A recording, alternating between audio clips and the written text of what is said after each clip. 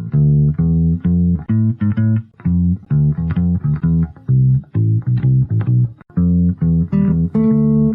do it, Mark, do it. Do the new intro. Do it! Alright. Should keep this part in. Welcome to Looking for the Ocean, where we watch everything Pixar ever made. That's features, short films, tech demos, and more.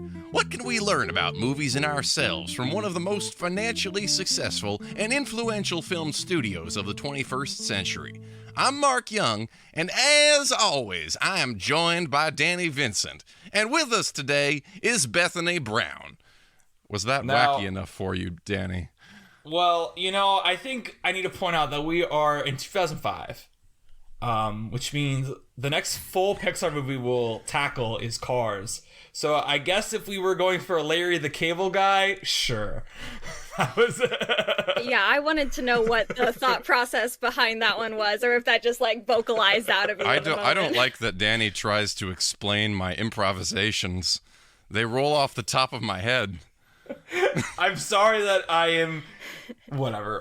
They're divinely inspired. I gotta do more. No but, right? I gotta keep going. Just no. That's bad. Like, you know, that's what makes a good podcast, is saying no but. No. Danny said that Danny wanted to, we have a new intro, but Danny said it needed to be more wacky.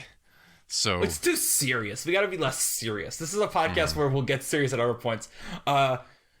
As listeners might know, I haven't broken down crying on this podcast yet, but I have come close a couple times. Is this going to be the episode, do you think?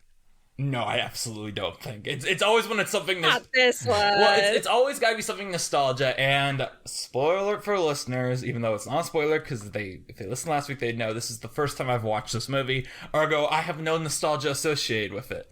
Yeah. Annie, what were you doing instead of watching this movie? I will get to it when we get to the movie time. Because Okay, but you better cover all 18 years. Okay, all right, we'll do. 2005. Well, I was 10 in 2005, but we'll get to all that. We'll get. Bethany, you're here.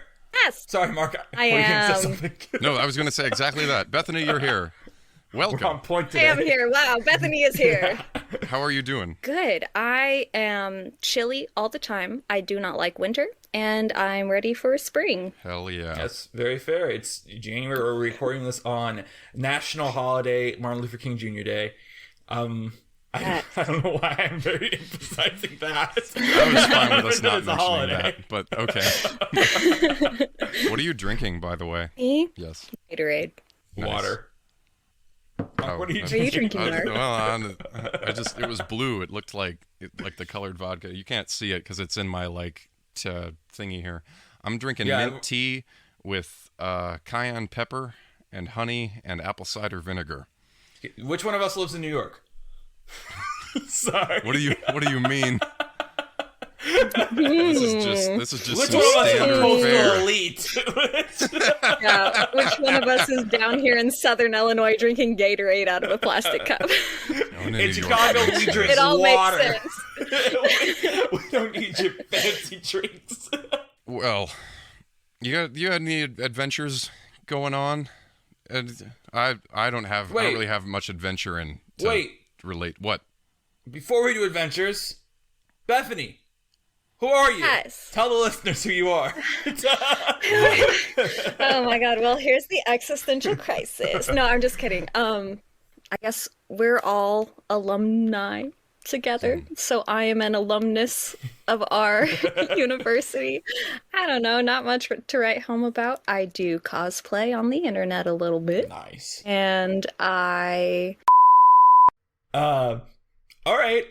So, well, Bethany, we this is the part of the show where we talk about what's been going on in our life, but we have not, or at least I have not, caught up with you since 2020.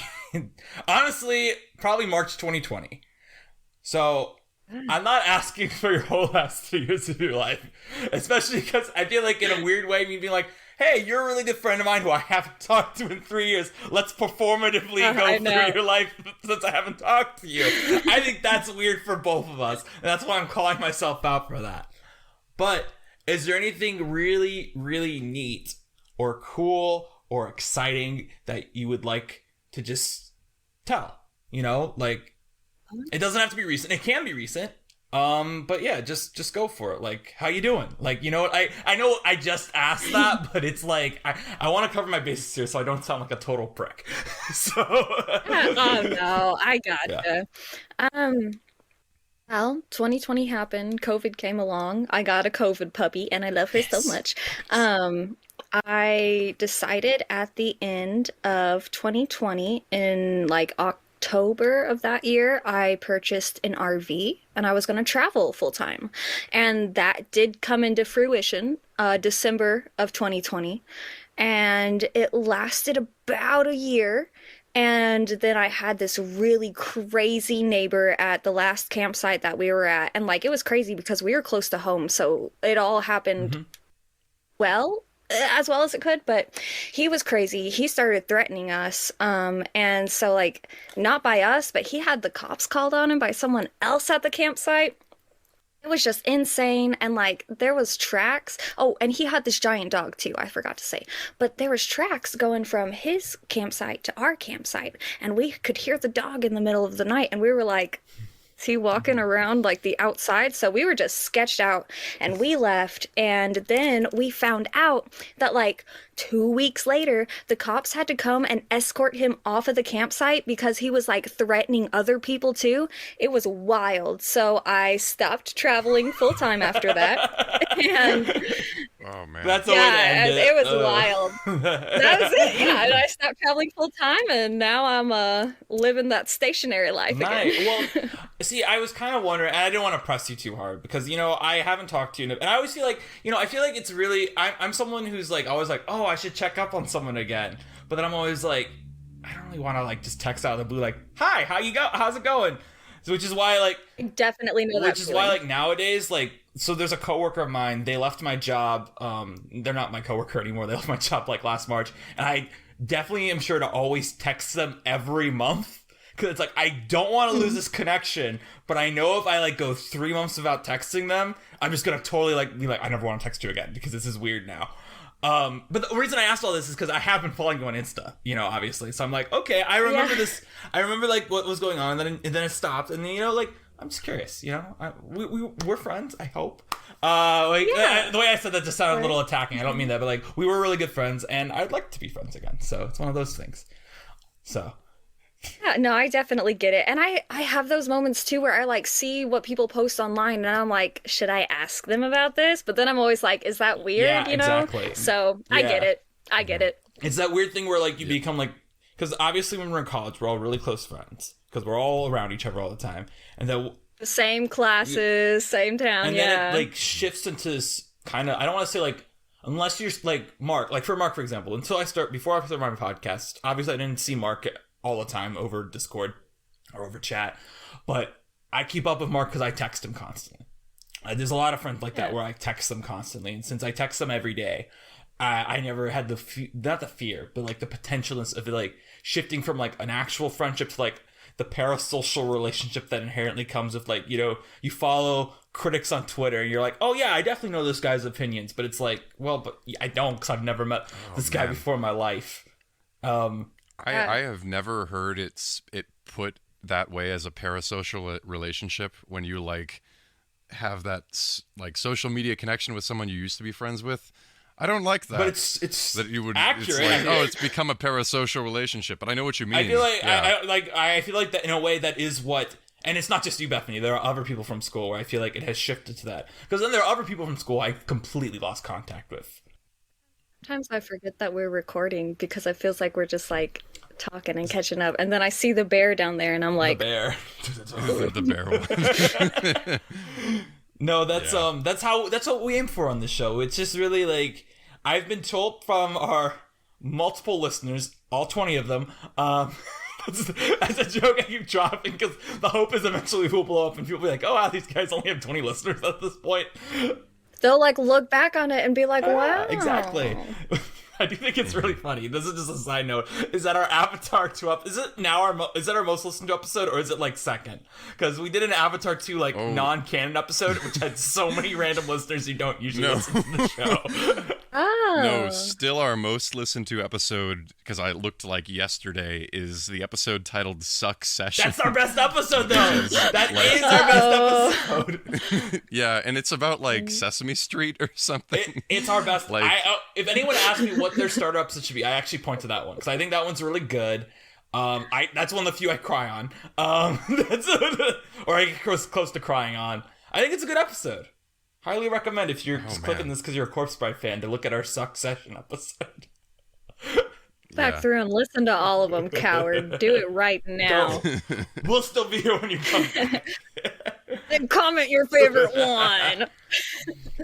Like Sharon, it's actually kind of amazing, like, learning how much engagement is important. Because I have never really, before this, tried to make anything happen over social media.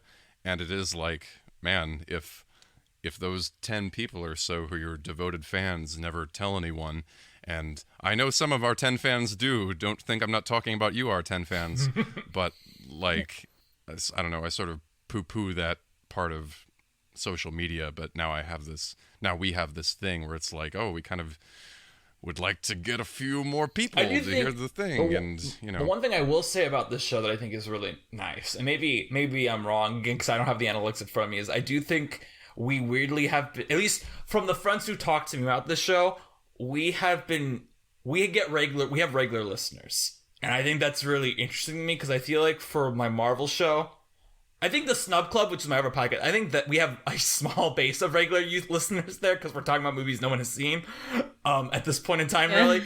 But I think it's interesting because for the Marvel one, it'd be like, people be like, oh, I want to see what they have to think about Shang-Chi. But then it's like, we do like 6 weeks of Loki, and our listenership is a little bit down because not everyone's watching that show. It'd be like people come in to listen to like the movie, or like we did say Civil War, Captain America Civil War, and it's like, well, I don't really care to listen to a 3-hour podcast about Captain America Civil War. Like, you know, it'd be very like, we had regulars, but then we had people who would just come in. And what I found is that like people will come in for here, they'll be like, I want to listen to, say, the Finding Nemo episode. And they'll listen to it and be like, all right, I will keep listening to the show because even if they're talking about stuff I haven't seen in years or stuff I haven't seen, we are pretty just conversational. Like, you know, we don't really stick to anything. And this is me being like, I like this show. The show that I produce, I think it's really good. Well, hey, as long as you like it, though, I mean, like, that's the whole point. Because as long as you guys are having a good time and you like it, everybody's going to feel that energy, and then they're going to listen to more. So, yeah. And that's the type of thing we need, is, like, I feel like also, I think us having, like, no structure at all is a positive. You know what I mean? That's a lot of freedom, yeah. Can I ask you, Bethany, about cosplaying? I don't know if it'll come up during the episode, but that's another thing that, at least posting on Instagram, that's been, I don't know, not a recent thing at this point, but like that was kind of an after school thing, wasn't it? Yeah, it actually only started at the end of October, technically, with my Halloween costume from last year in 2020. And then after that, I just kind of was like, someone suggested something, and I was like, well, yeah, I actually have, like, everything that would make that costume. So then I did that, and then I saw a Spider-Gwen costume online, and I bought that, and it all just spiraled from there. You love Spider-Gwen here. Oh, yeah, it's recent. I actually haven't seen your Spider-Gwen cosplay. I should look that up after. We're right. It's not finished. Oh, okay. Don't look it up. Okay. You have to get it done by June. You have to get it done by June. I know, but I don't know what her hair looks like. So I'm like trying to wait for a few more previews. Should we book Bethany way in advance for that movie when we cover it, so that way she can be in character? I mean, we can all dress up. Yeah. We're all different spider versions of ourselves. Which one? Because I feel like, well, I have always said that Peter B. Parker is definitely the most seen I felt by a Spider-Man character on the big screen. I'm like, yep, that checks out right there. But I can't wait for that. We're so lucky we get a cover on this show because one of the new directors of it is the person who co-directed Soul, so it does in fact qualify for this podcast because we cover anything a Pixar director has ever done. So okay. Yes. Well, that'll be fun. Yeah, but that's gonna be whenever we get to 2023. And we're in 2005 right now, so it's a long way away. Well, we have plenty of time to work on the costume then. Yay. Mark, Yeah. has anything cool happened to you recently? Yeah, kind of. I don't know. I rarely have big major things to put in here, but I did see something that, I don't know. This is the thing that was the opera that was directed by the Japanese actor that I told you about a few episodes ago, Danny. And I don't know. We might get into this more in a later episode. You know, Christmas happened. I got some cash, and I like to spend it on like. I've really come to like love seeing operas and things like that, even though that was never really a thing that was a big part of us going to school. But I've really gotten into that, especially like weird things. So at the Japan Society in town, there was a new piece, just an entirely new piece that was directed by a Japanese actor who wrote a lot of textbooks that I'm a fan of. And then he was in the Martin Scorsese movie Silence. Oh yeah, that's how I don't. Sorry, go on. I couldn't remember why you told me about him earlier, and I was like, oh yeah, that's why. Go on. Yeah, but I mean, he's this really old like physical actor guy, and it's cool that he's like gone from being this actor dude to directing opera. His name is Yoshi Oida, and I don't know. I went to it. And the opera was in English. It was commissioned by the Japan Society from the composer David Lang, who I don't know a whole lot about, but he's like one of these Pulitzer-winning dudes. But I went, and I saw it, and it was great. It was like 70 minutes, and it was a monologue about a guy who is like contemplating suicide. And it was written by the guy who wrote Rashomon, or the original story that is Rashomon. And it's like a 60, 70 minute like solo piece, really. But it was really cool. And at the end, the composer and Yoshi Oida were there to do a Q&A, which I was not expecting at all. Wow. And they were both like super funny and cool. And I don't know, it wasn't like I know a lot about him going in, who the director was, and he didn't like tell us any groundbreaking new information. It was really cool to see that he seemed like this funny, clowny, unserious guy in person. But yeah, I mean that was really cool. I'm not often like starstruck, but I think I forgot that I bought the ticket for the night that the Q&A was. And then when I found out he was there at the end, and then he got to answer questions about it, I was like, oh. Did you ask a question? Yeah, that's the best surprise. Did you ask a question? Yeah. No, I did not. Good idea. Because it was, well, here's the other Bethany, thing. have you been to Q&As? You should never ask a question at a Q&A. It's so easy for you to feel really bad about it afterwards. I don't know how you do it, man. That was the most stressful thing for me, was listening to the questions. It's really rough. They were actually like pretty all right. The thing, I don't know. I shouldn't criticize people who are like nervous and asking what were pretty fair questions. It was just the whole show. I was like, whoa, I'm having such a good time. And then for the Q&A section, I was like, ugh. This is the most uncomfortable thing in the world. That's usually how it goes, though. Like, yeah. Q&As are so bad. Like, yeah. I hate them. But yeah, so it was just a great time. And Yoshi Oida, the composer, was David Lang. The soloist was named Theo Bleckmann. He's German. Nice. And the show is called Note to a Friend, if anyone wants to like look these things up online. It was really cool. It's also always so nice to like go to something made by people who are kind of outside of the mainstream and to go to a pretty packed house and see them doing their thing. Like, I don't know, sometimes you go to a really popular thing and it's like, whatever, and then you go to this thing that not a lot of people know about and it goes really well, and then you're like, art is real, something like that. Yeah. But yeah, that was really cool. Yeah. Not major life-changing, but really glad that I did it. That's awesome. Mm-hmm. I have two things I could talk about. What do you got going on? Yeah. So we could either talk about my typical movie corner, where before I go into typical movie corner, if that is what you choose, I will say quick update. I did see Avatar 2 a fourth time.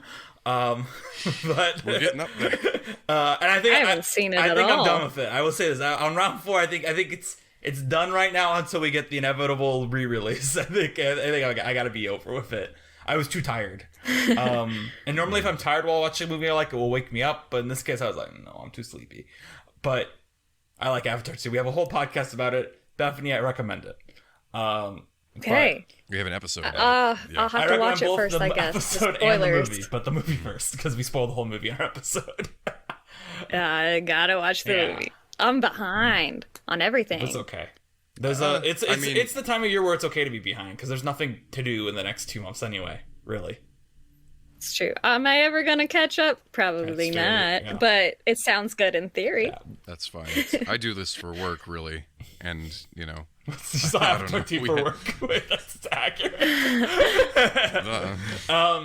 But I can do my normal movie corner, or I can talk about like this epiphany I had at my job this week. What do you think, Bethany? I leave it. I'm get the very guest's curious choice. about what the epiphany right. was. Yes. All right, so I have a coworker who I really, really hate. She's the absolute worst. She's 18. She'll never listen to this, hopefully. As far as I'm aware, she only thinks I still have a Marvel podcast, which is the way we're going to keep it. And she's on vacation this week, which is great. Or last week, I guess. She was on great, which was great. It was so relaxing. In theory. But then I started noticing that there's another coworker of mine who's like 21 or 22. And she's always really loud. She can't calm down the kids. And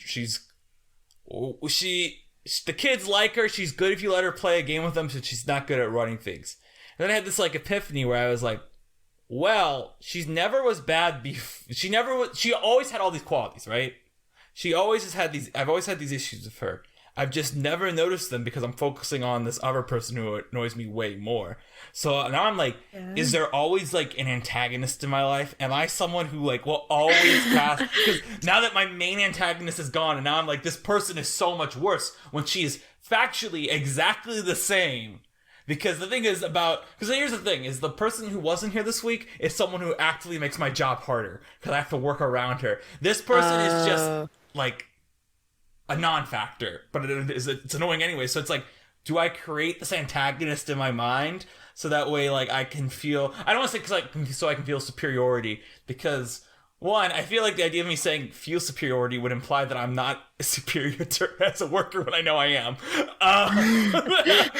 But also, moreover, I'm just hoping neither of them know that you guys have this podcast. I hope that they decide to check it out and start at episode 1, and by the time they get to episode 31, they're like really into it and are big fans. Well, as a sidebar to that comment, which is accurate, is I remember when we got our guest for Finding Nemo, which is a good episode, I'll say. But then I realized very quickly I could not advertise to the people I wanted to, because we actively, me and our guest shit talk someone who I knew would immediately be like, oh yeah, I'm definitely going to listen to that. So I was like, oh shit, I can't advertise this. Oh no. This episode at least. Hopefully next time when we do an episode with this group of people, I will make sure we do not shit talk anyone in the group. Because, yeah. But is this a thing? Am I doomed to always like have an antagonist in my life? Do I breed conflict? Do I look for conflict? Is this me blaming myself too much for disliking someone who doesn't do their job? What do you think? This is the part of the show where Mark comes on like, I saw a really good opera. I'm like, guys, help me through therapy because I still am too lazy to get a therapist. No, I mean, I think we've had some pretty successful therapy content lately. I'm down for it, but I don't think that like I don't think that you disliking someone means that you're doomed to have an antagonist, you know? But what does it mean? I might have misunderstood it because it sounds like you've got someone who is the same as this other person, but you dislike them less. No. So the other person who was on vacation is bad because she's 18, acts like she knows everything, is like... She's the person who, when I played September by Earth, Wind, and Fire on September 21st, and I told the kids, hey, we're doing a dance party today because it's International Celebrate the Song Day. She goes, well, actually, that day is September 1st. I'm like, what are you talking about? The words of the song is, do you remember the 21st night of September? She's like, no, it isn't. I was like, what do you mean? What do you mean? Or like the time where I cracked the joke, it was like, hey, guys, do you know what's the one thing that rhymes with orange? And they're like, what? I said, dorange. And they're like, that's not a word. I'm like, yeah, it is. And I point to a dorange. And they're like, that's not how you pronounce dorange. I'm like, that's the joke! That's the joke! Whereas the other person is That's like, quality. really nice, but it's just like they're not like, they just let the kids scream. They like, ugh. You know what I mean? Like, the person I'm complaining about now just doesn't do anything. The other person, like, actively annoys the shit out of me. Well, it doesn't sound like you're, like, looking for enemies. It just kind of sounds like they suck at their job. Who doesn't? I mean, like, who likes those people? It's true. Yeah. I don't. Don't like those people who don't do their job. It's true. I don't know. I don't think that's a Danny I just problem. think it's weird because, you think... Well, it's more like, to me, it's like, I looked at this week where this person I hate was on vacation. And I was like, this is going to be a really nice, relaxing week. And yet I still found a way to get stressed over my job. Over someone else. So it's like, what is this? Like, am I required to have, like... I don't know. I don't want to say, like, am I spoiled? Or, like, can I ever be content with dealing with dumb people at my job, because that's inherently what my job is always going to attract is like I mean, like it's not a high up job, so it's like we're always gonna have coworkers who annoy me. It's just the fact. Oh well, I think that like it doesn't. I still don't think that you're the antagonist, because I think that these people are doing things to other people that annoy you, but you are doing the only thing you can, which is having a professional relationship with them, and I think that that is all that you can do. And if you're doing that, then you are not the source of having an antagonist. I think that you can bring bad vibes into a workplace or just wherever, and then, create conflict out of that. But it doesn't sound like the conflict is with you, actually. It just sounds like... I do remember once... It sounds like these are some messed up folks on your periphery. I do remember this time this summer where I had a new coworker who was only here this summer, and they were talking to me, like, in the second week they were there, they were like, yeah, this other person said, don't trust Danny. He'll always throw you under the bus. And I'm like, well, yeah, I throw her under the bus because she's useless. This is someone who did that. That person doesn't work here anymore. She, very, very fun dramatic story that I cannot get into here, where she quit, but she quit because she was being asked, like, where were you at this time? And she refused to answer, so she just left. Oh my god, that sounds sus. What was she doing? And you'll never know. I'll never know, but it's also like, at that time. Bye. Like, We don't want to know. Bye. Like, See ya. We won't miss you. We'll be fine. I'm really going hard on my worker. I don't usually do this. I don't usually teach this much cheat about my job. Bleep out every other thing in that section. But yeah, that's my what's going on with gosh. me. You know You're who I've wild. never had like any beef with at all. Like when we were working together, do you remember how good it was to work with Christian Boswell, like doing fight choreo with him? Yeah, I love talking. I just think about that sometimes. Yeah. So, But anyway, Bethany, do you have like Can we explain to Bethany what just happened very quickly, and you can cut out the explanation? Yes, explain to me what just So we happened. have an ongoing joke, which isn't really a joke because we haven't kept it consistent. But our hope is that at one point we're like, it'd be great if every episode we just mention offhand Christian Boswell, but like we bleep any other name we use, and we just mention Christian Boswell, and then we never have him on the podcast. It's a good bit. And you just don't tell him you say his name either, and everybody's like looking him up on all the We socials. never say anything bad about him. That's the important thing. We always we're very complimentary of Christian Boswell. We just think it's fun to mention him. All right. Yeah, he's a chill dude. Yeah, I wouldn't mind restarting that, but we can't go beyond our storytelling time without trying to take advantage of that opportunity. So who was going to talk next? Was it Bethany or was it you, Mark? I forget. Oh no, I want to. Bethany, do you have any recent shenanigans? No. No is okay. I don't know. It's been pretty quiet on my end, which I'm not upset about, but... Nice. I mean, that's okay. It's good to be all quiet on the Very Western wise. Front. Yeah, I would rather it be like this than ad. So, I don't know. Yeah. I'm making money, I'm paying the bills, and I'm happy about that. I'm not as stressed as I usually am. So... Well, don't worry. I'll get you stressed later in this for me. episode. That's my job. I'm already here. panicking. That's my job on this show. I turn up the heat. Call me the bear. I don't watch that show. I don't know why I keep referencing the bear. I watched I should watch it. Everyone keeps telling me I'd like it. I'm sure I would like it. It's the only three. I don't know why I haven't watched it. I'm terrible. The main guy, the one that was on Shameless, I don't know, I'm bad with names. But he did awesome, and he's a great actor. But the only thing that I can think of now when I see him, it was a meme, and it was saying that he was Willy Wonka's son. Not Johnny Depp. No, I get what you're saying. The picture of let me see if I can't find that, and I'll try to just hold it up here, but he looked exactly like a Oompa Loompa? What's that guy's name? I don't know. Willy Wonka. The actor Wilder? that... Yes, thank you. Oh, you know what? I could see that.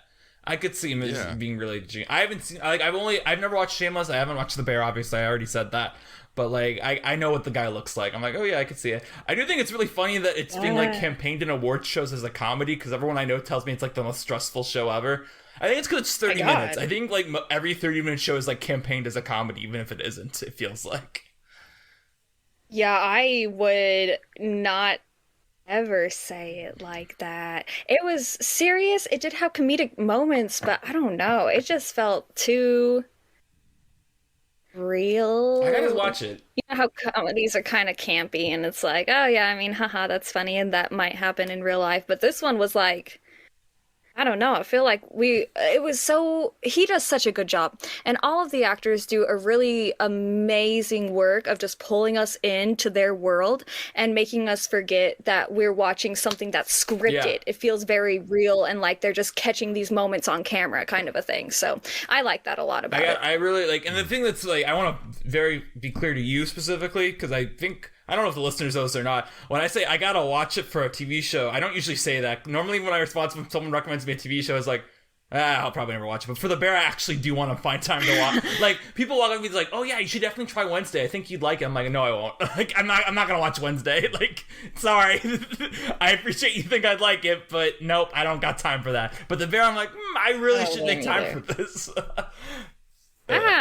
Yeah, The Bear, I think you would like. Wednesday, I think you should definitely pass, Danny. I don't think that you'd like that my one. next show I'm gonna start, and I'll come back here next week with a take on it. I've already promised Mark is I'm gonna watch The Last of Us, because much like House of the Dragon, where I never watched Game of Thrones and I thought it was fun to watch it and not have any knowledge of Game of Thrones, I want to watch The Last of Us without playing any of the video game, because I think I want to see how that works. I want to see how that goes for me. I don't know anything about that. I never heard of that The Last before. of Us? It's a really popular video game. It's but it's now an HBO show with Pedro Pascal as the lead. Yeah, exactly. Oh, wait, is it him and a younger girl? Yeah. Yeah. Okay, I have seen a preview for that. I'm so bad with names. It's okay. I don't know the name of anyone in that show besides Pedro Pascal. And I think Nick Offerman is in it too, which I think is kind of funny. I like the Nick Offerman drama. Just him doing drama. It's always exciting for me. Should we go on to our game? Game time. All right. Game So, time. Bethany, this is called the Letterbox game, where we try to guess movies based on films that Letterbox says we might enjoy. So, if Letterbox recommends Big Hero 6 and Megamind at the bottom of the page, the movie might be Spider-Man Into the Spider-Verse. All right? That's like an example. Okay. We start by listing 5 recommended movies, none of which share a director or franchise with the original movie. After each wrong guess, I give a hint to help you out. Now, the other example I have, because I always like dropping these examples when we do a movie episode, is I will tell you what corpse, because we're never going to do Corpse Bride in this game, right? Like, it would be too, like, whenever we used to do that, we used to allow, like, you could guess the movie that we just did, but it got too easy. It'd be like, oh yeah, we just did Prince of Egypt, and when you said 10 Commandments, it's got to be Prince of Egypt, you know? But, like, so for Corpse Bride, it would have been, like, Nightmare Before Christmas, Frozen 2, Beauty and the Beast, Frozen, and The Grinch. None of those share a director of Corpse Bride. Yes, The Nightmare Before Christmas is not directed by Tim Burton, despite popular opinion. Opinions don't matter, facts do. So those would be the top 5 for Corpse Bride. You see what I mean? Now, Okay. I think so. Now, you have an option here. You can either play against Mark, or you can work together with Mark. I'm bad at this game, if that influences your decision at all. I feel like my gut is saying to go against Mark. But you might have to correct me on the rules. Okay. No, you'll get the like I'm gonna rules. mess that up. You know what the rules are. I Okay. think you do more than you think you do. All right. Okay, well, yeah, maybe. So I will say very specifically, I want to reiterate one thing that's kind of important, because this is something that tricks people sometimes, is if it's the same director or in the same franchise, those movies are removed. And the way we work with that, and this is a very big hint, the way we work with that with cinematic universes like Marvel or DC is, for example, a few weeks ago we did Suicide Squad, so I removed any movie that had Batman in it, any movie that had any of the characters in Suicide Squad in it. But if, say, a Superman movie appeared, because there's no character from Superman in Suicide Squad, I could say a Superman movie. Understand? Because it's still a DC movie, but it's not a DC movie with Harley Quinn in it, for example. Okay? Okay. So I think that's a very important thing for me to specify here.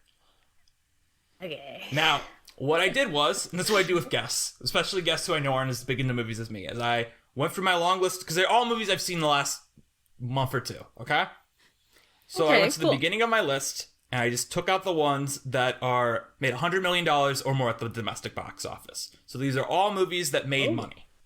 Like, all these movies were movies people saw, and then I ordered them by popularity on Letterboxd. So we'll start with the most popular and go down to the least popular of these 3. Okay? All right. Yes. So you ready for the first 5 movies of round 1? And Yes. you guys, and the way this works competitively is you will lock in an answer and Mark will lock in an answer. Now you can let Mark lock his in first if you want to, but it's up to you. All right. Now we're ready to go. So your first 5 movies are Thor Ragnarok, The Avengers, Justice League, Star Wars The Force Awakens, Ant-Man. Okay. You mind if I lock in a guess? Sure. I'm gonna guess it is the new James Gunn Suicide Squad. Bethany, you can either say, sure, I want to guess that too, and basically throw away your chance to win, or you can guess a different movie. So my thinking with this is, like, there are a lot of superhero franchises, and they're like big multi-hero events, but I'm trying to think of the one that had a lot of these heroes, but that weren't any of the other movies. I might be totally wrong about that because of like crossovers and things, but that's where my head is on this round. I'm gonna guess that it was the first Doctor Strange movie. All right. So our guesses are Doctor Strange in the James Gunn Suicide Squad movie. Now, Doctor Strange is unfortunately not even in the top 25. I'll tell you if you hit the top 25 or not. No. The Suicide Squad Okay. is in the top 25. So now you guys get your first hint, which is the year the movie came out, which is 2014. That's because that seems like when Avengers came out, but it can't be that. And I'm like, what other superhero movie had an impact on me in 2014 that wasn't the Avengers? Okay, I'm gonna guess. I don't know what year this movie came out, but I'm gonna guess it's Kick-Ass. Kick-Ass is your guess? I was gonna guess Kick-Ass. Yeah. Well, I don't know. Well, I don't know. I'll guess Kick-Ass. All right. Kick-Ass is not in the top 25. So your next hint no. is you'll get 5 additional movies, which gives you more superheroes to rule out if you'd like. All right, so the 5 additional movies you get are Avengers, Age of Ultron, Venom, Ant-Man and the Wasp, Man of Steel, and Green Lantern. And to recap, so I'll recap all 10 right now, just so you can be up to date. The 10 movies you had total are, and this is a movie from 2014, Thor Ragnarok, The Avengers, Justice League, Star Wars The Force Awakens, Ant-Man, Avengers Age of Ultron, Venom, Ant-Man and the Wasp, Man of Steel, and Green Lantern. Now, this is the most popular movie you will get to guess about. Keep that in mind, too. Can I ask a rules question? Yes. If the Tom Holland Spider-Man appeared in Age of Ultron, does that mean the answer could possibly be a movie with the Andrew Garfield Spider-Man? Well, I will answer in a roundabout way of saying, regardless of the answer to that question, there is no Spider-Man character in Avengers Age of Ultron. So... Wait, what? When does he show up? He shows up... Oh, that's Civil War. Yeah. That's okay. So Oh, yeah. I'm not saying it's a Spider-Man movie or not, but I will say that Spider-Man is not relevant to Avengers Age of Ultron. All right, I'm going to guess the second Andrew Garfield Spider-Man movie. So your guess is The Amazing Spider-Man 2? Okay. Yes. Bethany, do you have a guess? I will point out that one of these is not a superhero movie, and that might point you in the right direction. Even though you are in the right direction of looking for a superhero movie. But one of these I listed is not a superhero movie, and that might help out. The reason I give you that hint is because the next hint I give you after this is kind of like I reveal it. It's like one of those hints that's so easy that it kind of reveals what it is. That's why I'm pushing it that way. Oh, man, I want to change mine now. I can't think of anything, so I'm just gonna say I'm gonna side with Mark on this one. What was Mark's guess? Again? Amazing well, Spider-Man if 2? you don't It was remember Amazing it- Spider-Man 2. Yeah. Okay. Amazing Well, I think it'll be... Well, go. Okay. Amazing go Spider-Man 2 is not in the top 25. So the next thing you get is the actor that has billed the number that you've hit in the top 25. So that means since all around you guys only hit one movie in the top 25, which is the Suicide Squad, I will give you the second billed actor. And the second big billed actor of this movie is Zoe Saldana. Star Trek. Okay, is that your guess, Mark? No. Is it Guardians of the Galaxy? First I'll answer Bethany's as I always do. Star Trek is not in the top 25, but it is in fact Guardians of the Galaxy. It is the first Guardians of the Galaxy film. Right. Oh, nice. She's in so many... She's on a lot of sci-fi. She plays alien stuff a lot. Yeah. She is the third highest grossing actress of ever. Yes. Because of Avatar and Avengers, really, and Guardians. She's And smart about her roles for Star sure. Trek you add into, and it's like, dang, Star Trek is like nothing compared to the other two. Oh my god, yeah. Now I reveal some stuff always before I move to the next round, which is obviously the first build actor in Guardians of the Galaxy is Chris Pratt. I had to remove from the top 25. I had to remove Guardians of the Galaxy Volume 2. I had to remove Avengers Infinity War. I had to remove Thor the Dark World. I had to remove Captain Marvel. And I believe that's it. I think that, those 4 are the only 4 I had to remove. So, and the Suicide Squad is actually right after Green Lantern, but I would have had to remove that too because James Gunn directed it. So, all right. So usually the first round for our guests is a little tougher. So now you get the game. You see how this is where we're going, right? Yeah, I got my head in it now. All right. So now we'll move on to round 2. Round 2. Okay, I'm ready. The 5 films you get are Tangled, Frozen, Cinderella. This is the 2015 Cinderella, the live-action Cinderella movie with Lily James. I would like to speak for the record that Bethany just thumbed down Lily James. I would like to speak for the record, thumb down Kate Blanchett, Michelle Yeoh, all the Roy. Sorry. Wait, what? I'm joking. Hey, Blanchett, close your ears. In Cinderella, you mean? Well, Or I would like What Michelle are you Yeoh to talking win the about? Oscar. Kate Blanchett has 2 already. Let's just thumb down Kate Blanchett anyway. Oh. So okay, I'll restart because I interrupted myself. Tangled, Frozen, the Cinderella live action remake, Shrek 2, and Shrek. So those are your 5 movies. Enchanted. I'm gonna go with Princess and the Frog. Princess and the Frog is in the top 25, but unfortunately the answer is Enchanted. So... Oh, nice! So... This is a good week for me. I'm usually terrible at this. You say that when it took you to Zoe Saldana to get Guardians of the Galaxy. That's still not great by your standards. I usually don't get anything. All right. I had to remove, for the record, Disenchanted, which has made it up there. So that means it's been out long enough to make these lists. If you're no, I won't bother saying where we would have gone in the future because it doesn't matter. All right. Final round. The 5 films are Bolt, Ice Age, Garfield, The Emperor's New Groove, and Lightyear. These are all movies that made $100 million domestic at the box office. The Clifford movie. I was almost thinking Clifford too. Mm-hmm. I don't know I what it didn't know made, when it though. came out. I feel like it might have...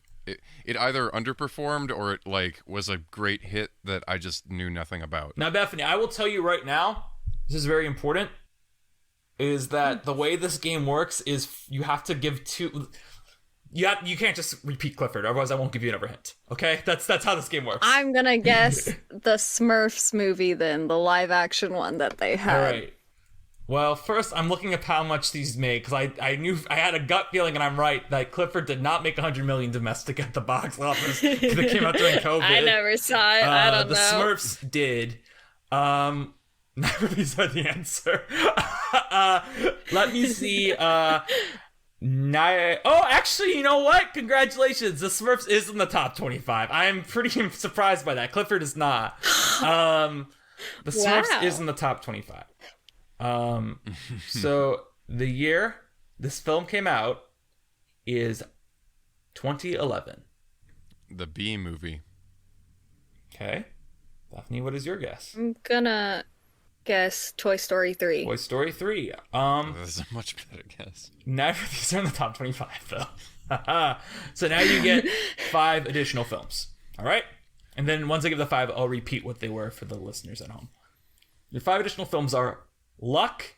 Bethany, you know what the movie Luck is? I'm curious, because I don't think it was marketed well at all. Is that animated? Yeah, it's an anime movie from last year, which was on Apple TV+. Oh, last year? No. Yeah. Oh, well, I don't have that one. Don't watch it. I didn't watch it. Well, I didn't watch it. Okay. All right. For the record, I didn't watch it because I'm not going to watch it because as listeners of this podcast know, I don't support the idea of John Lasseter getting a comeback. He was removed from Pixar for a reason. Let's not give him more jobs. Anyway, so your 5 additional films are Luck, Kung Fu Panda, How to Train Your Dragon, Raya and the Last Dragon, and The Secret Life of Pets. So your total goes Bolt, Ice Age, Garfield, The Emperor's New Groove, Lightyear, Luck, Kung Fu Panda, How to Train Your Dragon, Raya and the Last Dragon, The Secret Life of Pets. What can I ask? What time of year it came out? Like summer, or is that allowed? I don't think it would help you much. It's not usually allowed. Okay. It's not usually allowed, but I don't think I know. As Mark knows, I have like an encyclopedic memory of when movies came out. And there actually is a really interesting story about this movie's release, but it did not come out in summer. But I'm gonna guess Brave. All right, Bethany. I'm saying because we kind of had like an unwritten thing to like maybe not do Pixar things, but I don't know if we made that a rule. I will officially the rule is to me is just if we did an episode on it, I can't do it. But if say I was like for example, like I'll use this as an example because it's not this movie, and I think it's obvious it's not this year movie because it's 2011. But if I saw Spider-Man Into the Spider-Verse, rewatched it before the new one came out, even though we will eventually get the Spider-Man Into the Spider-Verse, I can do Spider-Man Into the Spider-Verse for this game. Same thing for like if we get to Inside Out after Inside Out 2 comes out, and I rewatch Inside Out before the new one comes out, I can do Inside Out for this game. That's how I view it. But once we do the movie, yes, I can't do it. But irrelevant because for those examples I just gave because they are 2011 film. This is a 2011 film. What is it? Puss in Boots, maybe? The original Puss in Boots. That's a very good guess. So, Mark, what was your guess again? I can't remember. What was it? Brave. Well, it's not Brave. Brave is in the top 25, but it is indeed Puss in Boots. because I had to rewatch it before the new one so I could recap on the lore. That came out in 2011? Yep, Wow. It came out in 2011. I had to remove from the list. And they just... I had to remove, interestingly enough, only 4 films. And the reason I said that's interesting is because Shrek 2, Shrek 4, and Shrek 1 are all, like, the first related ones. And then the new Puss in Boots is, like, on the second row. But I did not get the Shrek 3 yet to have to remove Shrek 3. I think that's interesting that Shrek 3 is so low in the related. The reason that's interesting to me also is because Puss isn't in Shrek 1. Like, Puss is not in Shrek 1, so why is he not? Yeah. But whatever. But yes, yeah. Very well played. Yeah. You that was like a solid arc there, Bethany. Like, you grew into that. Yeah. I feel good about that one, yeah. So, If y'all would excuse me real quick, you're fired. do like a 2-minute break. I'm gonna use the bathroom, then I'll be right back. Oh no, Mark, you have to keep this part in the episode. So, update on the Puss in Boots 2 story is, I think last week or 2 weeks ago, I put on the record in the podcast that Puss in Boots: The Last Wish had moved up to the 233rd greatest film of all time according to Letterboxd. I regret to inform everyone it has moved up higher. It is now the 125th best film of all time according to Letterboxd. That is a big jump. It's so dumb. Oh my It should God. not be this high. Out of like all the movies that ever exist, he said that was Yes. high. Let's see where it ranks I'm so if I shocked sort by that. animation. Yeah, it's probably even higher. That's what's scary. Oh my god! It's the All right. 10th. So sorry about It's the that. 10th best animated movie of all time according to Letterboxd. Mark, I'm gonna tell you right now what the top 10 movies on Letterboxd are from best to worst. All right, and Bethany, Okay. you can hear this too. Even though Bethany This already animated? Spirited Okay. Away, Spider-Man Into the Spider-Verse, Neon Genesis Evangelion, The End of Evangelion. I can't even pronounce that. Sorry. Oh, hell yeah. Perfect Blue, Grave of the Fireflies, Princess Mononoke, Howl's Moving Castle, which kind of surprises me that's that high. I always feel like that one's a little more divisive. It's Such a Beautiful Day, Marcel the Shell with Shoes On, and Puss in Boots: The Last Wish.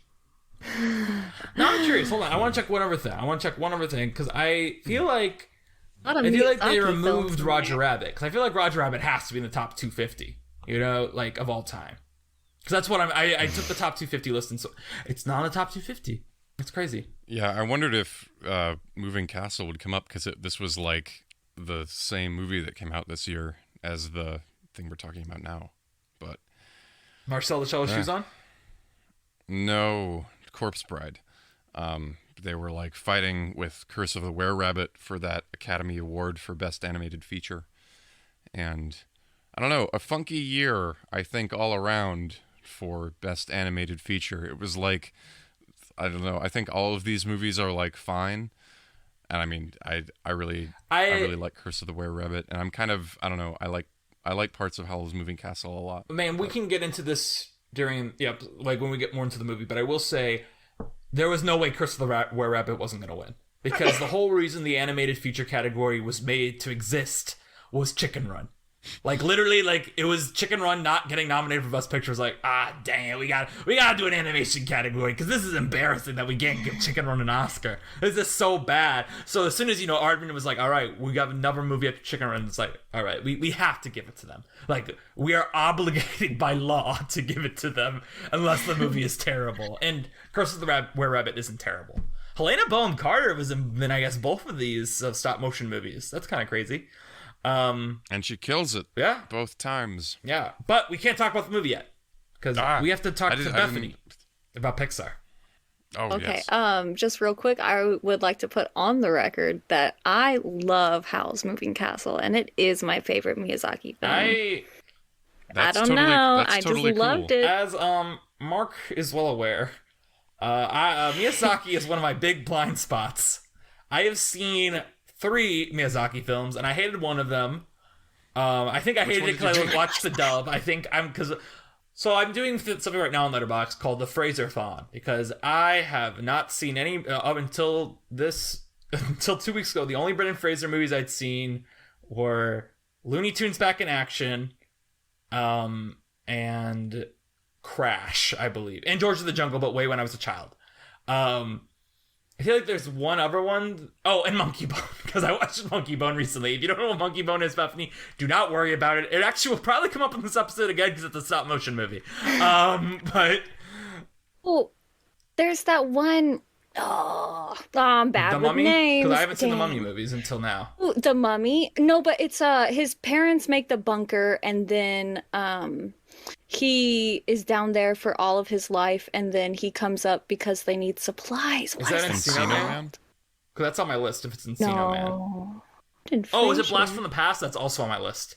Yes, That was also. I haven't got to that one yet. yes! I just Sounds good. finished It's last fun. night rewatching George of the Jungle. Anyway, so my reason I mentioned this all, and to get back to Miyazaki, is I think my other goal this year is I would like to run for all the Miyazaki films because he has his last one coming out this December. Hopefully.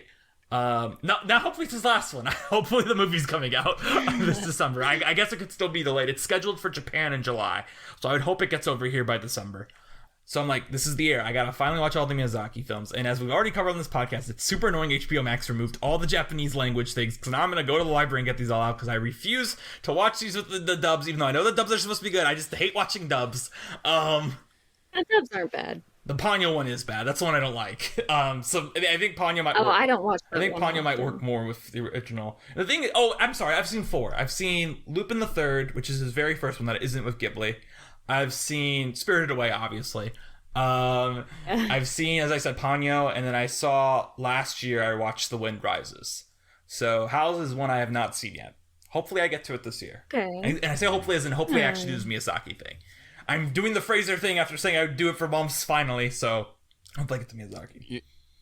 You know, I don't know if I knew that you hadn't watched Princess Mononoke, but, like, that one might be worth checking out with the dub because it has the script by Neil Gaiman. Like, I go back and forth dub and sub on Mononoke, and I also think that, like, the sooner you can get that film in your body, But better. I have the Chicago It's a good library one. system, so like to me it's like I just want to go in order. Like that's the thing is for me always I like going in order. If I'm gonna actually do a deep dive of like a director, I'm gonna watch them in order, right?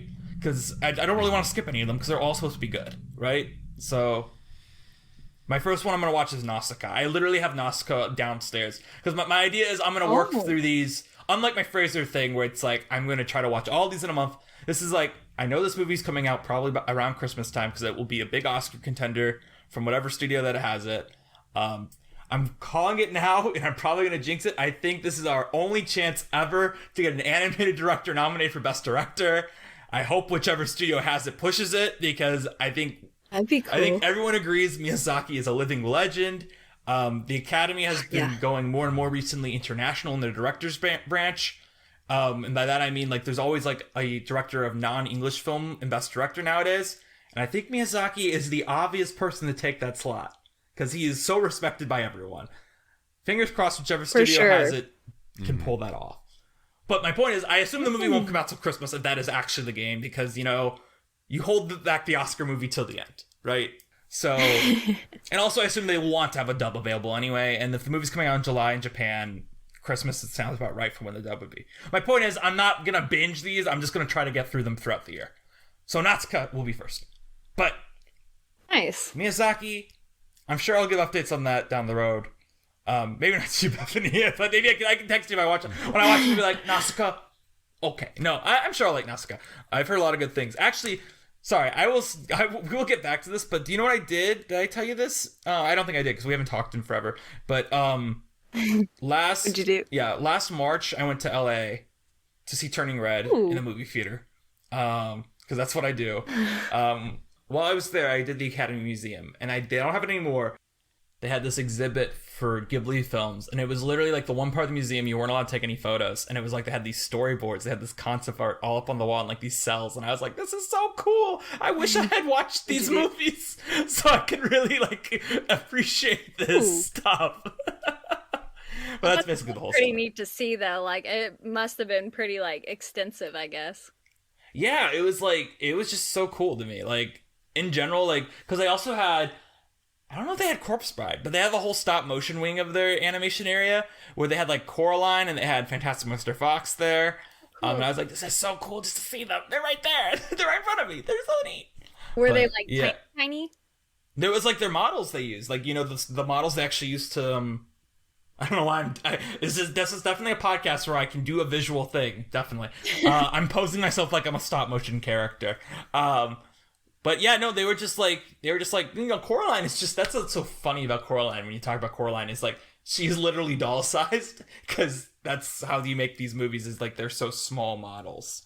Yeah. But it's like, the idea of Coraline being a doll is just funny because, you know, that's what Coraline is kind of about. Yeah. In a way. So, but yeah. So, Bethany. Yes. This is a detour episode, which means we're not talking about a Pixar movie. However, we need to ask you, how did you first encounter Pixar? Oh gosh. Well, Pixar, probably Toy Story. I know Would that make sense. It's the first one. But go on, sorry. That's probably what everyone says, but it's true. I don't know. Pixar just, I see the bouncing lamp in my head, and I think of Woody's boot for some reason. Well, there's a snake in it. No, sorry. Well, like, it's not like, well, in your case, we can actually ask you, what is your favorite Pixar movie? Because, like, right, you're not talking about Pixar today. Normally we have a guest, like, usually our guests we have on is like, this is their favorite Pixar movie. This isn't a Pixar movie. So... Well, I mean, we can ask about what's your relationship with Pixar. What's your relationship with Tim Burton movies? Ooh. I think we should all talk about that, actually. But go on. I think we should definitely all talk about that. Well, I think growing up, Tim Burton was really interesting because it was so different and somewhat edgy, and the people who liked them were kind of like alt and not all like preppy. So I feel like if you like Tim Burton when you're growing up in like middle school, high school, people like had a certain perspective of you, I think, than the people who didn't really care for those movies. And I kind of feel like that holds true still with adults because we have our like Nightmare Before Christmas adults, and that's like their personality. And there's nothing wrong with that. But I think that Tim Burton sculpted a lot of us into liking the oddities. Yeah, sorry, I'm nodding my head yes on a podcast, so, you know, that definitely is working out for me. But yes, that's a good way to put it, I think. Even as someone who was definitely not a Tim Burton fan growing up. Well, okay, that sounds a little aggressive for me. I just, you know, I wasn't, that's not, you know, I was a Pixar kid. I have a Pixar podcast. But I do want to ask, because I also want to give, I'll give my own Tim Burton thoughts personally when we talk more about Corpse Bride itself. I don't want to be like, but Mark, I do still want to talk about Pixar. But I do want to, like, my question I'm always interested by our listeners, and I think, Mark, you would agree with this. What do you think you stopped with Pixar? Because I think the reason I say this is I think everyone is a child, right? Yeah. Obviously. And everyone our age is the child when Pixar was like going through their golden age, when like Incredibles came out when we were kids. Blah, blah, blah. Like you kept seeing all these Pixar movies, usually in theaters, or if not in theaters, it was like the big movie to get at the library, like when it came out on DVD. But when would you say is the point when you stop seeing them all? Because I think that we all hit that point, right? Yeah. Or not, I don't, but everyone else, hits that point, which is fine. Oh man. I'm bad with knowing what is a Pixar movie and what is just a Disney movie. And a good rule of thumb is if it's a musical, it's probably Disney. Okay. But there are some Disneys that aren't musicals too in there, so. I saw Brave. Pixar? That's a Pixar one. Yeah. It's weird. It's weird, but. Well, it's weird that it's a Pixar movie. That's all I mean. It's like, it's weird that the princess movie is the Pixar movie. But go on, sorry. Yeah. Oh yeah, no, I get that for sure. Yeah. But I don't know if I saw any after that. After Brave. 2013 that's 2012. 2013 was Monsters U. I did see that one. Okay, and then after that is the Inside Out Good Dino Double Year, which I feel like is the year Pixar stopped being like a must-see no matter what to anyone, because I don't really know anyone who saw The Good Dino in theaters besides, like, animation nerds like me. I didn't see that one. I did see Inside Out, but I didn't see dinosaur movie. That's fine. So I think that's probably then, because I think that is generally, like, at least for our guests so far, I think that is, like, the latest until our cutoff is, right? You know what I mean? Kind of like for myself, like, I graduated high school in 2013. Yes. And I think after I got out of high school, I just kind of didn't watch them as much. And I don't know if maybe that's, like, a correlation between, like, my age mentally, like, where I was at and being like, oh, well, that doesn't really interest me anymore kind of a thing. Or if maybe the movies just didn't capture my attention like they used to. It's probably a mix of both. Yeah. Like, because that is, like, considered, like, I don't want to call it the dark era, but that's when, like, Pixar was only putting out, like, sequels, right? So, like, that's, like after Good Dino, it's, like, Dory, Toy Story 4, I feel like I'm forgetting one in there. Cars 3, you know, Coco's in there too, but Coco's, like, the outlier. Yeah. Coco's still an outlier, though, in that era. You know, everything else is, like, a sequel around then. So, but the other thing I was going to ask is, well, Mark, do you want to ask the question you always ask our guests? That I always ask our guests? Yeah, well, I was kind of alluding to it earlier. That? I was kind of... Oh, yeah. Have you seen Turning Red? I'm not. Another one. All right. No, it's okay. It's just really funny. We never see. No one has watched this movie, and I forced Mark to watch it. Well, I love Turning Red, and I actually really recommend it for people. But it's just funny that, like, I don't know. I thought it was a bigger thing, and we've talked about why it's not a bigger thing. It's just funny that everyone comes on and no one has seen Turning Red, and it seems like. Honestly, I know people are going on about Luca and how appealing that is. To me, Turning Red seems like the thing that would have gotten people out, or onto Disney Plus to go see it. But I think they both would have gotten people out the theaters to go see it.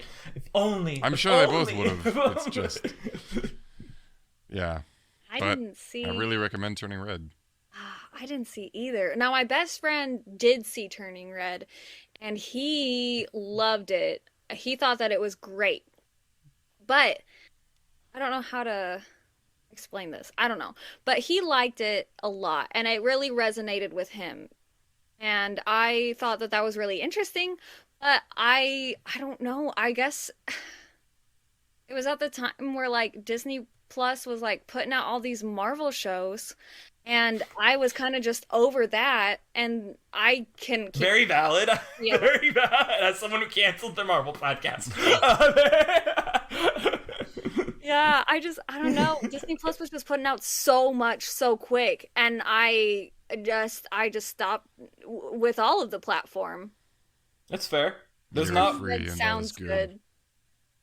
I mean, you don't have to have seen it. It's just something we have to ask. It's just really, like, because, and I will go through this very quickly because the listeners have heard this so many times. Is I believe that currently we are outside of Lightyear, because Lightyear was Lightyear.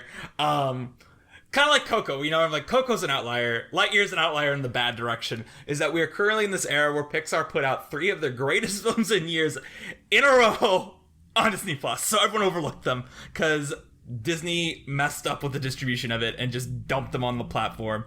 Kids saw them, which is really what matters, because kids 10 years from now will be like, oh yeah, Luca was so good, or like, I love Turning Red, and that's really what matters. But it's also like, man, Luca, Turning Red, and Soul were all so good, and no one watched them our age. Soul. Oh, well, that's good. Did you like Soul? Good, yeah. Yeah, all right, good. We got one of them. Yeah, but Luca, I never even heard of. Luca is Tyler's favorite. I don't know if I can, like, claim for him as, like, his favorite one ever, but he has definitely, like, implied that it is, like, possibly his favorite Pixar movie. Oh. I don't want to speak for him, but he adores it. There's a whole saga on our podcast, which is now canceled. Why is with Ty and Dan, where it's basically me having a meltdown over the movie being sent to streaming, then finding a way to get to LA to see it, forcing Tyler to watch it, and so we can do a bonus episode on it. And Tyler's like, oh no, yeah, this was amazing. Which is something that he did not say about Turning Red or Soul. But Luca's really, it's about these sea monsters who have a nice summer. That's really what it's about. Okay, well, by the name, I would not have guessed sea monsters, so I am intrigued. It's in Italy. They're Italian sea monsters. But okay, well, going off of this, but not really going off of this, because these are movies you haven't seen, but, like, what do you think about when you think of Pixar? And by that, I don't mean, like, you said you thought of, like, Deluxe or Dreamland. I mean, like, what do you think of it, like, as an idea, if that makes sense? I think Pixar wants to be the children's daydream. I think that, like, when they have kids watch their movies, they want the kids to be like, that's how I want my life to be when they see that, or kind of a thing. So I feel like they're trying to create this picture perfect kid place for kids. And maybe that's why it doesn't, like, translate so well into, like, the older generations, because I see a kid nowadays that's like 8 and they're like going through their 8-year-old problems, and I'm like, shut up, you have nothing to worry about. Okay, I don't want to. Okay, I don't like, because I'm an adult and I love these movies. But that's not really why I'm asking this. I want to. I'm curious then. What do you think of a movie like Soul then? Because to me, Soul to me was so shocking in a sense, because I do think it's the first Pixar movie that really does not have any lessons for kids to take from it. I don't think there's anything in that movie that a kid can learn, because the message of that movie is like, value your life. It doesn't matter if you haven't, air quotes, accomplished anything, because you've accomplished more than what you think in your relationship with each other. Which to me is like such, like, you tell an 8-year-old that, they're like, what do you mean? I'm 8. Like, this doesn't matter. Like, so yeah. I'm just curious, like, how do you reconcile then a movie like Soul with that idea? Because I do like the idea of it being like a daydream, but I'm always like, for kids? Yeah, me, a 27-year-old man? Sorry, go on. I feel like Soul was geared towards, like, an older audience, because dude died right off the bat. Yeah. They introduced this character and then they're like, see ya. Like, kids didn't know that. But I thought it was kind of cool that it was that whole, like, don't judge a book by its cover kind of a thing for that one that got him back into the real world again. I don't know what their name is. Yeah. It doesn't matter. The names don't matter. But go on. Yeah, go on. But I guess, like, in the sense of it being a children's daydream of sorts, it's, like, I guess telling us that no matter what does happen, it's all gonna end up okay. And maybe it's that reassurance that, like, maybe growing up is scary and we don't know what's gonna happen, but it's all gonna turn out fine.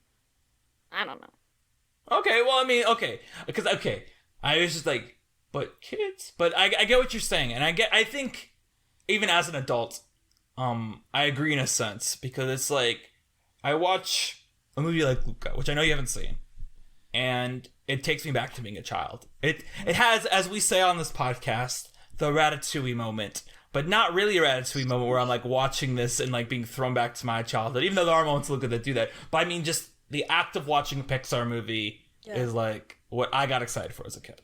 So to me, it's like, oh, so, and it does, like, you know, like, a girl, and I'm using the new ones you haven't seen, but, like, there are sea monster boys who, like, have fun on the beach, or there are a girl who turns into a panda, and it's like, these are, like, very much, like, childlike ideas that are personified and brought to life in a way that you can tackle these issues and big ideas in a way a child will understand. Because I do think, even as someone who's like, I don't get what kids I get out of Soul, I do think Soul is watchable for a child. Yeah. Like, there's enough funny jokes in it. There's enough. And then I don't think the lessons are necessarily geared towards them, but I do think what you're saying is accurate, too. It's like, it might not be geared to them, but they can get something out of it. Yeah. Yeah. So, here we are. Not a Pixar film. DETOUR! Yes, we have a sound effect that goes there. All right. This is Tim Burton's Corpse Bride. Danny, do you want to tell us what's going on? 2005, September. 2005. Corpse Bride is a stop-motion film. We've covered, I believe, only 2 stop-motion films before on this podcast.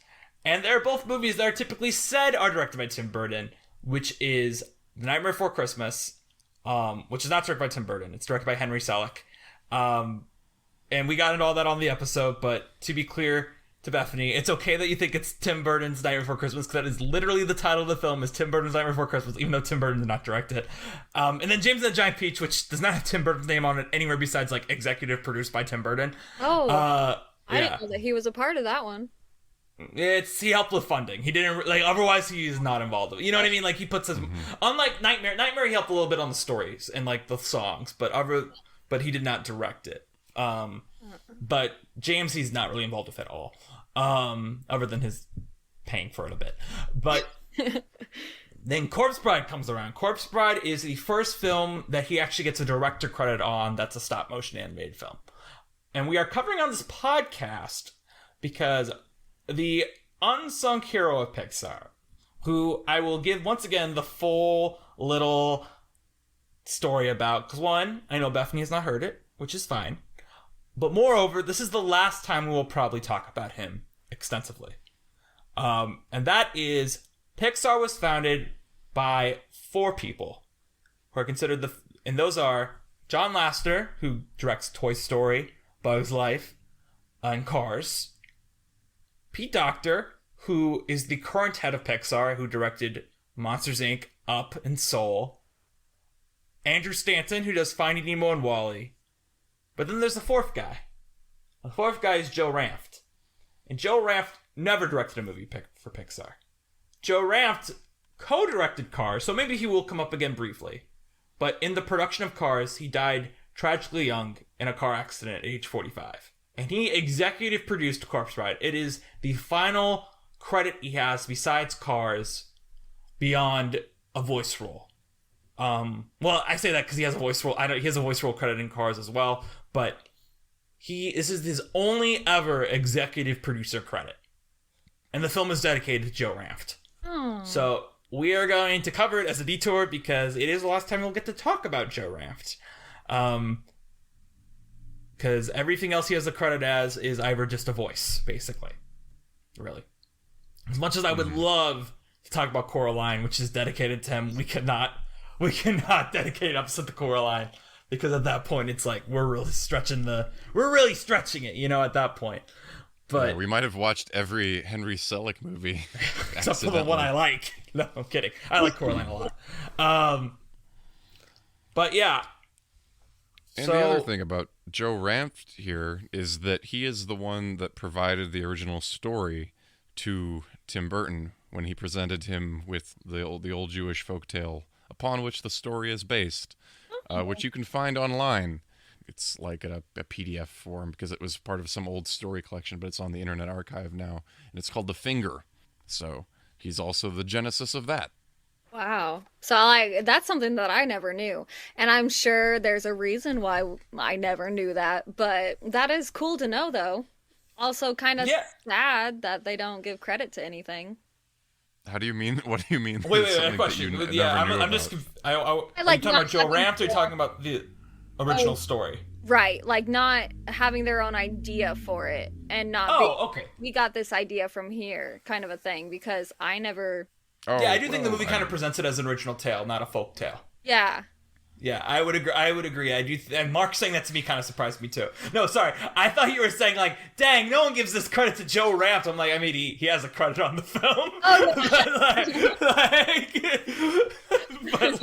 no, I get what you're saying. I do think the film does kind of present it as an original story, which is kind of bogus. But I also feel like, it's kind of like, I don't think like Tangled has in the credits based on the Grimm fairy tale Rapunzel, So I kind of get it, but it's like it is kind of weird that like it is. Unlike, because I think Nightmare, if I remember right, because also Nightmare really wants to advertise this is a Tim Burton movie, even though it's not a Tim Burton movie. I think Nightmare is very like based on a short story by Tim Burton, and this doesn't have that. This isn't like based on a folk tale. Yeah. It is. What, Mark? What are you? I feel like Mark has. What are you gonna say? I feel like we have similar thoughts right now. I'm curious. Well, yeah, I mean, here's me. This is the research that I do on these things, but like, it's funny. Well, it's sometimes you would mention that it's based on some folktale or that it's not. I I think it's interesting that it's based on the old 17th century Jewish folktale. And I went and found the PDF, and it's written by a rabbi. And there are a lot of articles on the internet about like Jewish erasure.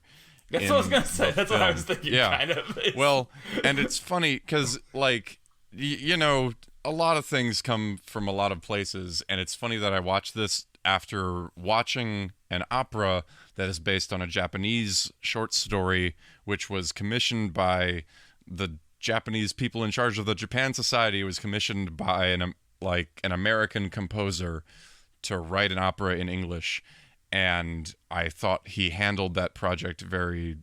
He talked about how he purposefully was like, I want to acknowledge the Japanese-ness of the writer and how this was the genesis of all of that, but consciously setting it in a very, I don't know, I don't like the word Western, but like Western environment, so that it could be about things that he knew, because he didn't want to write about Japanese characters and then claim too much knowledge about that.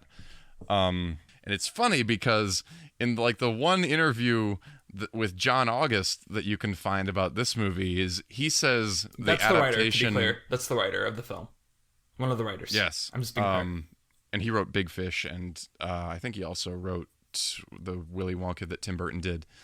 But it's funny because in the one interview, John August is like, "Oh, well, we changed it because Tim Burton likes his films to have a universal quality," and I'm like, man, that's like, why on earth is that your answer? I think, first off, I swear we don't have to go down this route if we don't want to talk about it, especially as we're this all is like, what I bring to every episode. We're all three white people here, but I do think, you know, there's a big part of Tim Burton's career and discussion around Tim Burton and criticism around Tim Burton, even by fans of him, has been like, very white director, very, like, you know what I mean, like his casts are very white. I'm sorry, Bethany, I know you're a big fan. I don't mean to like go in on him immediately. It, I agree. But like, and I think that I really honestly had no idea that this was based off a Jewish folktale. But as soon as I heard that, I was like, of course Tim Burton had to take this Jewish folktale and make it this story where it's like, we're gonna have this big church, we have this big everything, of course. Freaking course he had to do this to it. Yeah. And there are also people who talk about, like, in the movie, she's killed by the guy that wants her dowry, which I think is pretty clever. I think the machinations of this... Yes. I think the machinations of this script are actually pretty clever, but there is someone who wrote about the original short story that was saying that a lot of Jewish brides were killed in pogroms, and then they were buried in their, like, bridal gowns, and it's a possible source for the setting of the story is like this guy is walking with his friends through the woods and joking around, and he puts it on the finger, and like that's why she's in a wedding dress, is because it may not have been like such a strange thing to be like buried in your bridal gown. And then they go to a rabbi, and then they like talk amongst themselves about that. It's very tight and entertaining, the original one, and it's free online. That's the great thing about folktales. They can't be copyrighted. No, and you know what? Yeah. I'm looking right now at Wikipedia, and obviously it's Wikipedia, right? So anyone can edit this, but it usually follows what the poster says or what the credits say, and it says based on original characters created by Tim Burton and Carlos Granger. I don't know. I don't really want to, because I'll be honest, I am definitely not equipped to talk about this as someone who is both not a scholar of Tim Burton, and I say that like there are Tim Burton scholars, but there are people, like I would say, like Bethany, you've seen a lot of Tim Burton movies. I'd say you're probably more informed on him than I am, even as someone who's not as into movies as I am. Because I really, like, I don't avoid Tim Burton, but I only watch him when he is, like, forced upon me, if that makes any sense. Like, but it's just, I can't say I'm surprised, but I also don't really know what to say about it, other than, like, well, there it is. Like... Yeah, and I mean, like, I get that, because it sucks. It's stupid, and it definitely shouldn't be how it is, but, you know, white dudes in Hollywood. That's But why. that's what I meant earlier when I was like, I'm sure that there's a reason why I didn't know that that was based off of a folk tale because you know how Hollywood is, and that's what Yeah. sucks. Yeah, you gotta get that original credit. You know, you can't.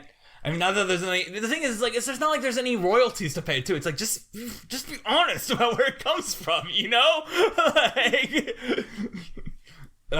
The other thing I wanted to say very briefly about it is well, one other thing well, no, I wanted to pimp Wendell and Wild because that's what I always like doing on this podcast. God, I loved Wendell and Wild. It was great. Wendell and Wild, if Bethany, and I'll do this really quick, just more for Bethany than for the listeners, because the listeners know I love this movie. Wendell and Wild is this Netflix movie that came out a couple months ago that got completely buried by them. It's directed by Henry Selick, who's the guy who did Nightmare Before Christmas and Coraline. Okay. First movie since Coraline. Crazy hasn't been a movie since Coraline, and it's written by Jordan Peele. And I really liked it. Yeah, I really thought it was good. I am the only person I know who loves this movie. Everyone else, like, moderately likes it, but I'm like, nah.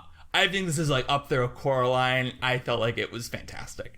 But the thing about that movie is, like, it's a... I don't want to say it's a mostly black cast, but it's got, like, Angela Bassett's in it. It's got a lead black girl as the main character. And then it's got a diverse cast otherwise. And, of course, Key and Peele are in it, playing Wendell and Wild. They're demons, but, like, you know what I mean? Like... It's interesting to see, like, the Burton aesthetic applied to something that is not lily white all the way through. That's all I mean by that. Because I do think, like, Selick is very associated. Because people will be like, from the director of Nightmare Before Christmas comes Coraline. And be like, sweet, Tim Burton. No, it's not a Tim Burton movie. But, like, you know, they very much played into that idea and that aesthetic. I think that's interesting. The other thing I wanted to say very briefly before we really start talking about the movie is this actually has another connection, Mark, to our show and to Pixar, which is that this is only it's only the second film she produced is Alison Abate, who is the producer of another detour we did, which is The Iron Giant. Which makes sense because she's at Warner Brothers. So if you look at her filmography, it's all Warner Brothers animated movies she produced, and then she also produced Fantastic Mr. Fox and Frankenweenie. So I assume she got kind of in the stop motion business also with Corpse Bride. And also, you know, Tim Burton did Frankenweenie, so Tim Burton probably just, like, carried her along, you know, which is fine. But I just thought it was cool to see, like, oh, well, cool. There's that connection, too, because her first producing credit was Iron Giant. But okay. Bethany, I gotta know, what are your thoughts on Corpse Bride? Because I want to power ahead. And I know when we came in and you heard that Danny had not seen it, you wanted an explanation. So what sparked that reaction from you? To me, Corpse Bride is like a yearly Halloween movie. And I don't know how it became that for me. But I think just something about it being like, ooh, spooky, here's a zombie girl kind of a thing, made it like a yearly staple. Now, I don't go and search for it outside of Halloween time, but around Halloween every single year I'll watch it because it just seems like that's the thing, you know, like Beetlejuice, Hocus Pocus, Corpse Bride, things like that. It's not a time where I feel I haven't seen Beetlejuice either. Oh man. That is one that one is always on my list of like I have to watch this year, and then I just never do, and I feel bad. I'm always like I want to watch it, but I just always miss it. I don't know why. It's like Home Alone 2, honestly. Home Alone 2 is in that same boat. I've never seen it. I've never keep seen meaning to watch it. Okay, well that's good. I'm not alone there. I really agree with that. Aesthetically, I mean, it's not a film that I watch every Halloween or anything like that, but it is. I was surprised watching this, like how consistently all the way through it holds the gothic aesthetic. Oh yeah, that's something that kind of has. I mean, it kind of like turned me away from Nightmare Before Christmas for a long time. Sometimes you just want something that is like dark and spooky, like all the way through. And Corpse Bride, for the most part, is a rare movie that I think does that. Yeah, I definitely agree. And especially, like, in the living world of Corpse Bride, it's all just, like, grayscale for everything. But then once we get into, like, the land of the dead, we start having these fun, like, purple and green colors coming out, and it's more vibrant, almost. So it's kind of like creepy in that way, but fun. So, I missed this movie because, and this is a flashback to our Henry Selick episode, which is that my parents did not want me watching Nightmare Before Christmas, and honestly, I had no real interest in it. It was always the ad that was on like the VHSs of Disney movies, where it'd be like, check out the Nightmare Before Christmas, and I'd be like, looks kind of creepy. I'm not really into that. And so of course when the Corpse Bride, I'm 10 when this movie comes out, so it's not like I really remember my thoughts on this. Yeah. But I remember kind of just having the same thing where it's like, oh, that looks like that dumb movie, creepy movie I don't really want to watch. So, and also again, this came out the same time as Wallace and Gromit: Curse of the Rare Rabbit, and my dad is a huge Aardman fan, huge Wallace and Gromit fan, so of course he was going to take me to that and not this. And I'll be honest, I do prefer Aardman to the stylings of either Burton or Selick, personally. As someone who, I don't want to say like, I feel like being like, I don't want to be like stop motion animation is a genre, because I don't believe animation is a genre. It's a medium, obviously. But I would say, to me, this is about the same my take on Nightmare Before Christmas, which is probably about to offend Bethany because I don't think she knows it, is I think Nightmare Before Christmas is at best fine. And that is an at best. I think it is generally, I get kind of annoyed with it, I get kind of bored with it, I'm just whatever with it. And that is kind of how I felt about this. Now, I obviously respect the artistry here. That is always what my feeling is with these stop motion movies. Is like, there's so much cool stuff going on here technically. I have a lot of thoughts on the technique in this one, actually. It's kind of mixed, personally. But like, the only movies that I've liked with this, I feel like I want to reclaim it for Henry Selick, because I do think it is more like, in this case, like, I know it is Tim Burton's style, but like the stop motion stuff is Henry Selick. Like, like Henry Selick did Nightmare and James and the Giant Peach, and this is post Monkey Bone, so he's done 3 of these movies with this type of style. And yes, this is Burton's style, but like, I don't know, we give him so much credit anyway. Let's give some credit to the Henry Selick. And the only like Henry Selick style movie I really love, until Wendell Wild, is Coraline. And I think it's because I feel like these movies are so short, and I don't really ever think they really flesh out their characters well, personally. I like the music sequences always. The best moment in this movie, and I'm sure we'll talk about it, is the skeleton dance sequence, where I was like, oh yeah, like, this is great. Like, I love this. This is crazy. But it's just not for me. And like, I can respect, obviously I'm glad we have someone on who really loves it. And I think, Mark, you like it. And it's good to always have like a variety of opinions on it. But it's like, to me, it's like, I have no nostalgia for this at all. I recognize it as something that's like a phenomenon among, it's like Harry Potter to me, right? Like, I'll always recognize it as a phenomenon among my generation, like the Nightmare Before Christmas Corpse Bride movement, but I will personally never be on board with it. But that's fine, like, I'm the 27-year-old guy who's like, yeah, Turning Red, Luca, these movies are masterpieces. Like, so like, who am I to knock Corpse Bride? But I do think there's craft here. Yeah, well, I get what you're saying, though, with, like, the characters and not being fleshed out at all.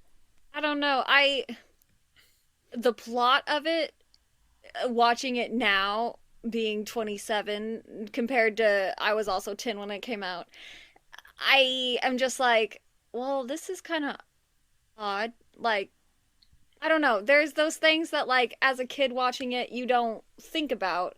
As an adult, it's like, well, why do they take this direction? Why are they doing this? And it just seems like an easy out sometimes. Mm-hmm. Yeah. And it, to me, it's also like, I think this is an issue with James and the Giant Peach. This is an issue of well, no, it's not as big an issue of Nightmare Before Christmas, but this is an issue of James and the Giant Peach. This is an issue with, off the top of my head, I can't think of a specific Burton movie, but I think this is an issue of a lot of Burton's recent stuff, which is, generally considered not great, I would say. I think most people are on the Tim Burton kind of fell off the wagon of always delivering great movies. The main character is nothing. The main character is absolutely nothing here. Like, Johnny Depp's character, completely flat. There's nothing there for me to get attached to at all. He has no actual arc here. I do think Emily is a good character. I think Emily, and I think Helena Bonham Carter does a fantastic job with her voice performance. But Victor, I was looking at his name, Victor. I get nothing from him at all, and it's also one of those things where it's like, like this movie thankfully doesn't become something where it's like two women fight over this boring man. It does not become that, even though it does feel like it might be heading that direction for a little bit. Yeah. But Emily's really cool. So I can't be too mad about it. Like, again, it does kind of come down to this thing where it's like, to me, Nightmare, the reason I compare the two is like, obviously the aesthetic is very similar. Nightmare has way better songs, but I think this has a better central character, weirdly, if I count Emily as the central character. So they kind of even out to me. But I don't know. I agree, because this was a first watch for me too, actually. And I did not want to admit that till, because of you were like, what do you mean? No. What? No, you were like, yeah, well, when Danny said this was the first time you watched it, you really freaked out about that. And I'm like, I'm sorry, I'm calling you out here. I feel like you definitely presented yourself as, I've seen this before too. Until now. Oh, no. You're letting me take the heat for that. Honestly, I feel like I've started this movie a few times and never gotten really far, because I don't know what it is, because I agree with everything you said. I think the thing for me with this movie is that, like, there is so much there that seems like half there. Like, ooh, like, you just, there's this thing that they set up where, like, the two characters that are attracted to each other play piano. And, like, that's interesting. It's good. But, like, we could emphasize that by maybe giving Victoria, like, a little more personality. That's like the giant thing for me in this film, is that I love so much the idea of, like, the families marrying each other and they don't know what's up, and then there's, like, the other dude. Victor could be more of a character. I'm all right with where he's at. Emily could be more of a character, but she's actually probably the most charactery of anyone, even though at the end it's kind of like, I do feel like a lot of it is Helena Helena Bonham Bonham one Carter's scene to, like, flip that around. Yeah, I think a lot of it is great. Helena Bonham Carter's vocal performance, I'll say, though. And that says a lot when you get, like, an animated movie like this where it's so expressive, like, their movement. But I think so much of Emily is how Helena Bonham Carter voices her. Yeah. Because I feel like Johnny Depp's kind of phoning it in. Because he could do a role like this in his sleep, and it sounds like he's asleep for half his lines, and I don't think anyone else in this movie is. I like the I don't know who plays him, but the main, like, skeleton who's, like, looks like an old man. I like that voice actor. He's good too. But the skeleton who looks like, oh yeah, I know what you mean. Yeah, not the Peter Lorre is a little too much though. A different character. The Peter Lorre worm is a little much for me. That's the worm. Yeah, it's like, here I am. But I wanted to ask, did I, as someone who watches movies and feels like I occasionally miss things, I have to ask, did Richard E. Grant, like, hypnotize Victoria?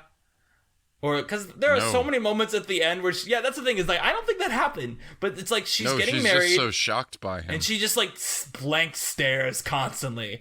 And it's like, this is so bizarre to me. Because this movie is very, in a way, unlike a lot of, and I'm sure we'll get into this when we talk about the animation, but these characters are constantly blinking. These characters are constantly fidgeting a little bit. They feel way more trying to be, like, alive than most stop motion is at this time.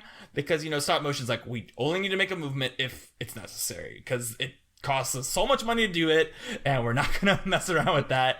But in this, like, the characters constantly blink. They, like, move their hands just a tad. And in that sequence, it's literally like she stares blankly ahead. Her eyes aren't moving at all. And I'm like, is she hypnotized? Like, what is going? And I know she isn't. You're saying I didn't miss anything, but it's like, where is she? Like, I didn't get it for Victoria, because I really liked her in the first half. Then she does nothing in the back half, and it's like, what? Yeah, I guess it's like with that time period, she couldn't really do much, maybe.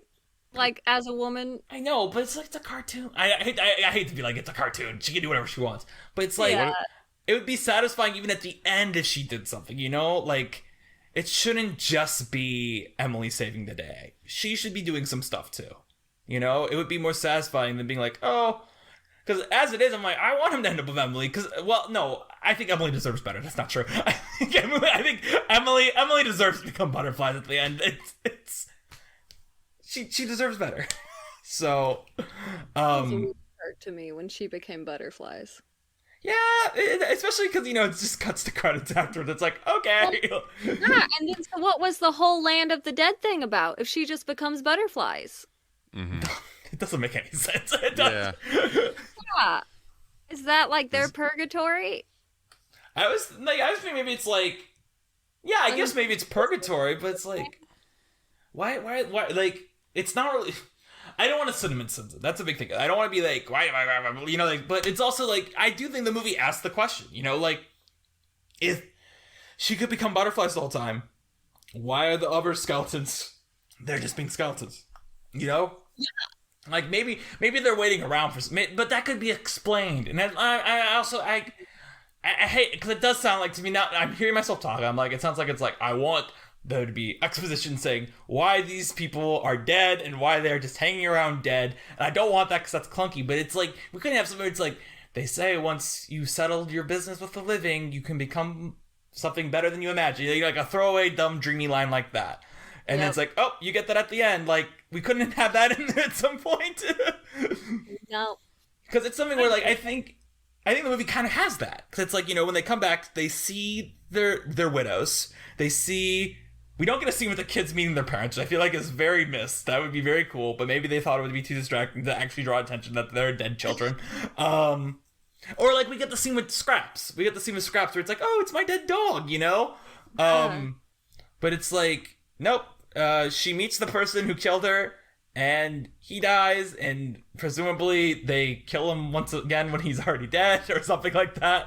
And yeah, she can become butterflies now, but they're cool. Yeah, I hate to be like the person who thinks about rewriting the film as they're watching it, but I wanted to support you, Danny, because I feel like this.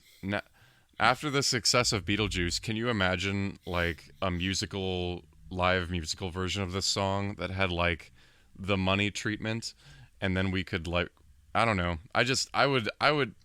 The setting intrigues me so much, and I would love to kind of flesh things out a little bit more. I think that Victoria should just suck more, because I think it's really funny if like she and Victor are two terrible people who should belong together for that reason, but like it's not enough. She just passes out of the film. I think it would work. I think making them be bad would be better in live action. You know what I mean? Like, if it's a live action movie, having them both be like comedically bad, and just having Emily be this comedic, like, everyone around here sucks. But I do want to say, in a way, I want to posit that I am glad this is animated, because I do think the one scene of this movie I will be thinking about, and I already mentioned it, is the skeleton dance scene.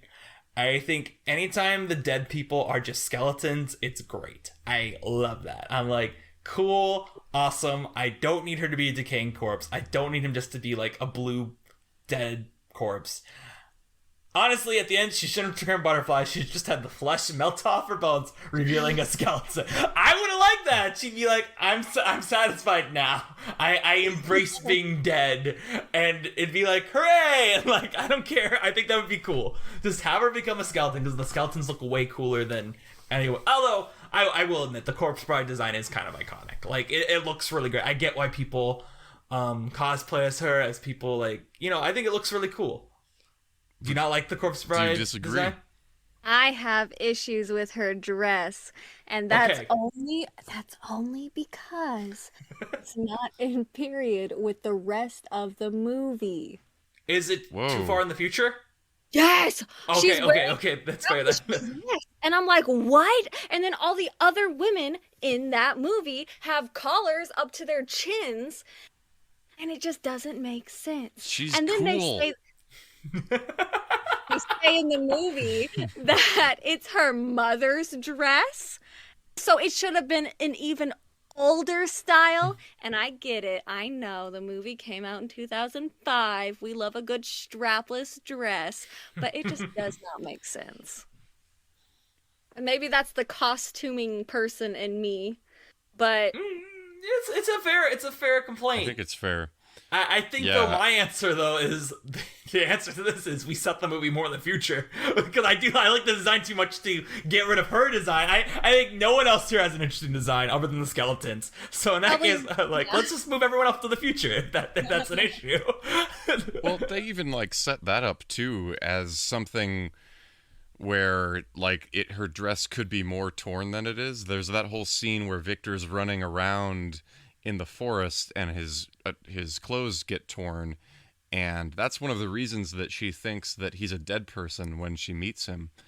And if her clothes are torn and she's got all that décolletage going on, that makes sense that it's like part of her being dead. And that's another thing I got from reading the Jewish folktale beforehand. So things like jump out at me from that.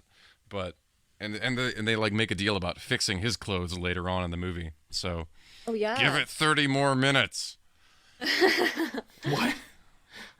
What? 30 more minutes. A song for Victoria. More things. But I mean, yeah. I feel like that's true about. I'm gonna compare this now to George of the Jungle, a movie I watched last night because of the Brendan Fraser marathon, which is that I feel like there are so many kids movies.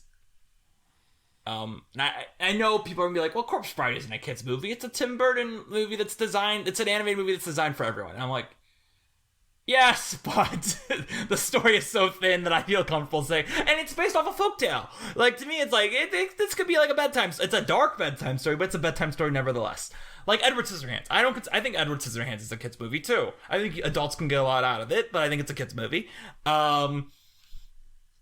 But I watched a movie like George of the Jungle, okay? In George of the Jungle, I'm really into it the first 20 minutes. Like, this is funny, the jokes are working, everything is great. Oh no, we've ran out of jokes, and we've got an hour left. Shit, what do we do? Let's take George to America. Alright. Brendan Fraser is walking around San Francisco being goofy. This is good for 10 minutes. Oh no, it's boring. What do we do now? Oh, let's send him back to the jungle and have his friend get kidnapped there, and he has to save his friend. And then we'll give a big love scene for Leslie Mann. And then, oh, Thomas Hayden Church, we never resolved it. Let's have him join a cult. Oh, great, we hit our allotted runtime. Perfect. We're done. Great final shot of the movie. Do you remember the final shot of George of the Jungle as Bethany? I sent it to Mark yesterday, very excited. It's the narrator. I have never seen that image before. So the narrator goes, because there's a narrator the entire movie. George marries his girlfriend in the movie, and then it jumps ahead to like them having a kid and the kid like walking around, and the narrator goes, so how did a boy abandoned in the jungle find love, raise a kid, and become still king of all the animals? And then Brendan Fraser looks at the camera when the camera suddenly cuts to like this clear, like different thing where it's on a green screen. You're like, okay, it's very close up. It's Brendan Fraser surrounded by his wife and his kid. And he turns to the camera and he goes, George just lucky, I guess. And then you hear George of the jungle as it zooms out to reveal he is on Pride Rock, like the animated cell of Pride Rock, as he races his kid up like Simba, and the words "the end" appear under it. You just hear George of the jungle, for me, you and me, and the credits just start rolling, and it's like, this is amazing. Like no notes, up and get a half star, just off the audacity of this ending. I appreciate it. So, and then it has a big credit scene, which isn't as fun, but it's the idea of just ending it with a Lion King parody. And it's also like it's two or 3 years after the Lion King. That's like, this is amazing. Like, great. It's also really weird George of the Jungle came out before Tarzan, but I digress. But my point is, Corpse Bride is kind of the same thing where it's like, all right, cool. We have the skeleton scene and we have the plot set up. Okay, cool. We get to the land of the dead. Cool. We get this great skeleton dance sequence. Awesome. Oh shit. We have 40 minutes left in the movie, and the plot, like, we just realized we set up everything, but we don't actually have a plot. So how can we have there be a plot going on here that isn't just immediately resolved with Emily realizing this person is really boring and letting him go back? Because it's really a disservice to Emily's character as presented that she's so into Victor, and it's because she's desperate. Let's be real. I'm sorry, girl, you desperate. But it was her unfinished business. She has unfinished business, sure, but it's like, the business should be finished because no one should want to be with him. I don't know. That's my whole thought here. It's like there is no real. It's constantly like, oh, and then this happened. And then you're right. Oh shoot, let's put a song here so we can get it to the 75 minutes with credits runtime. This movie's about as short as it can possibly be to be released in theaters. Wow. I didn't realize that it was so short, and then I saw that it's only like an hour and 15 minutes. Yeah, and that's with credits. That's it being longer. That's with credits. So it's like we really gotta just. I don't like, you know what I mean? Like, it's really like we gotta figure this out quick, and it's like that's the thing to me. I think that to me is the key on why Henry Selick movies and movies like this and Frankenweenie get me mad. And it's not even that it gets me mad. It's like you have so much artistry here. You have so much great stuff in the puppets. Could we not spend more time on the screenplay before we get into this production? Yeah. And I mean, I listened on a podcast recently. They talked about Wendell and Wild, which I like, but a lot of people don't like and say the writing is bad on. It's like they did 9 drafts on that before it got made. And it's like, and some people are like, well, they should have done more. And I'm like, yeah, but like, you look at a movie like this where it's clearly like, oh, we'll fill some time here. It's kind of like, and I mentioned this in our Toy Story episode, you compare Toy Story to Snow White and the Seven Dwarfs. Now, Snow White and the Seven Dwarfs is obviously a groundbreaking film. A groundbreaker! Oh, yeah, a groundbreaker! Groundbreaking moment! Did you know I not say Corpse Bride was a groundbreaking movie? No. We have a running joke. We have a running joke with every movie. I go like, this is a big change for Pixar. It's a groundbreaking movie. I didn't say that for Corpse Bride. Sorry, Corpse Bride. But you watch Snow White. I believe it's like 67 minutes. So it is absolutely barely a feature-length film. And there are like 3-minute long sequences where it's just the dwarfs are snoring. And it's like, that's how I feel like. And then Toy Story, is like, it's 80 minutes, but there's constantly something happening in that movie. And the story is so tight. And it's like, then you watch Corpse Bride, and I think movies like Corpse Bride and Nightmare and Jimmy the Giant Peach all have way more in common with Snow White. Where it's like, shit, throw a song here, like, we gotta hit that 75-minute runtime. And I also get with stop motion, you want it to be as short as possible because it takes so long to make. But I posit that you can make a 75-minute movie that doesn't feel like you're filling up time.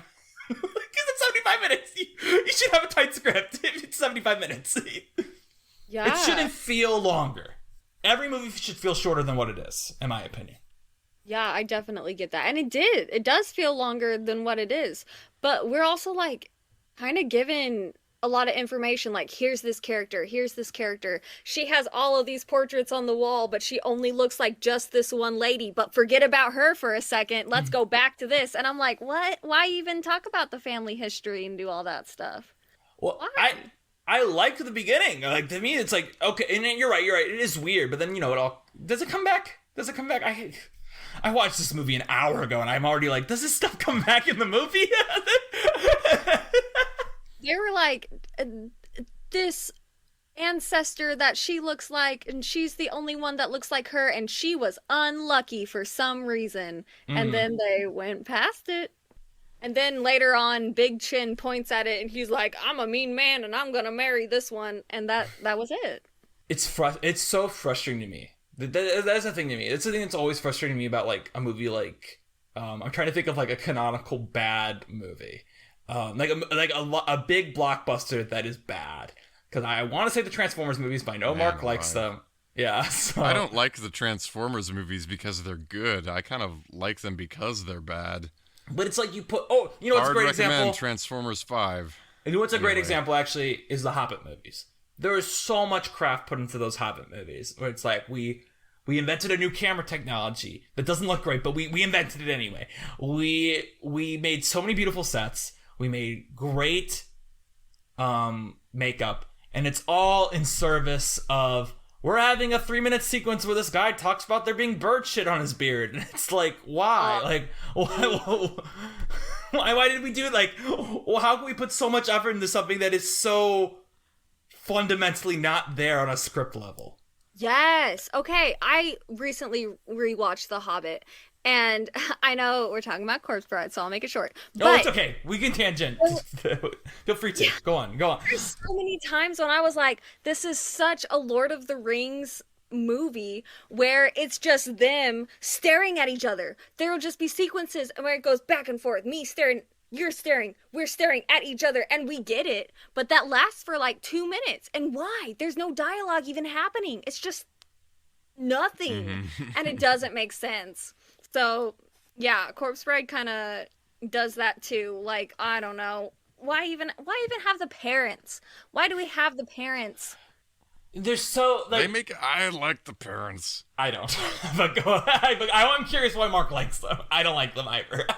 Well, no, it's because what I said, I can keep it short, and it's just that I think the dynamic of poor rich family meets new money family, and they're the reason that these people marry and have never met each other. That I love that setup.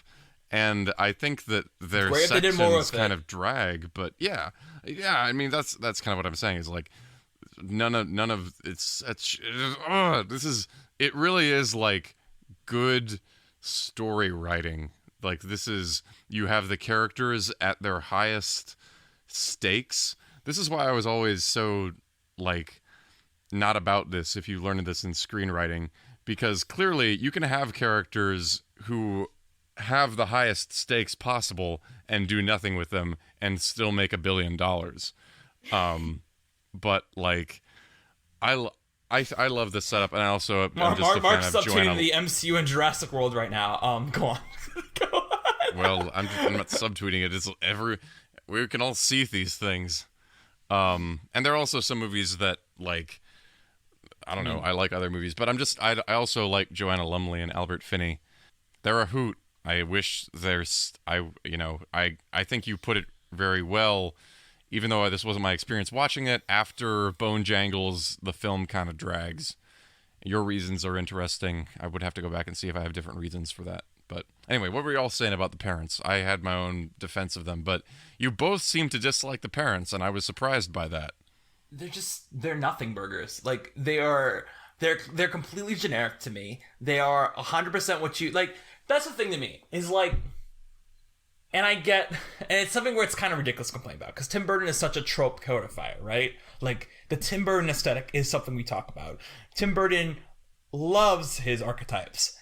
But to me, it's like, these parents make this the most boring possible story imaginable. That they're like, no, you can't talk to each other before you meet. It's like, come on, like, surely we can make this dynamic more interesting. Surely we can come up with a way to subvert this in a way that still feels organic and still feels like they fit within an archetype. Like, an archetype, but there's this element. But no, they are just the most archetypical characters imaginable. And they're just very boring. And I know they're intentionally so, but it's like, come on. That's where I'm at with them. Yeah. I thought that too. And it's like both the moms copy and paste different font. Overbearing, the mom is in control, she does all the talking. Dad, submissive, passive, doesn't really care that much, kind of a thing. And I thought, it's like, yeah, I get it. Like, yeah, one's poor, one's rich. Well, used to be. Yeah. And it's just, I don't know. And if I may... comedic stuff either. Like, a little. Some. But not a lot. I don't remember whose parent it is, because I think it's Victor's, because I think we see Victor's parents more often than we see Victoria's parents, if I'm correct. But I hate... This is going to be my hottest take on this, is that, and I kind of already said it, but I'm going to be very blunt here. I kind of hate the aesthetic of this film. Wow. That honestly is the hottest take. I hate the character design outside of Emily and Victor and Victoria, because it's hard to hate. Oh, excuse me. I like the dead people. I really do like the dead people that aren't just blue corpses. But I hate the models on the humans, the live humans. I despise looking at the father.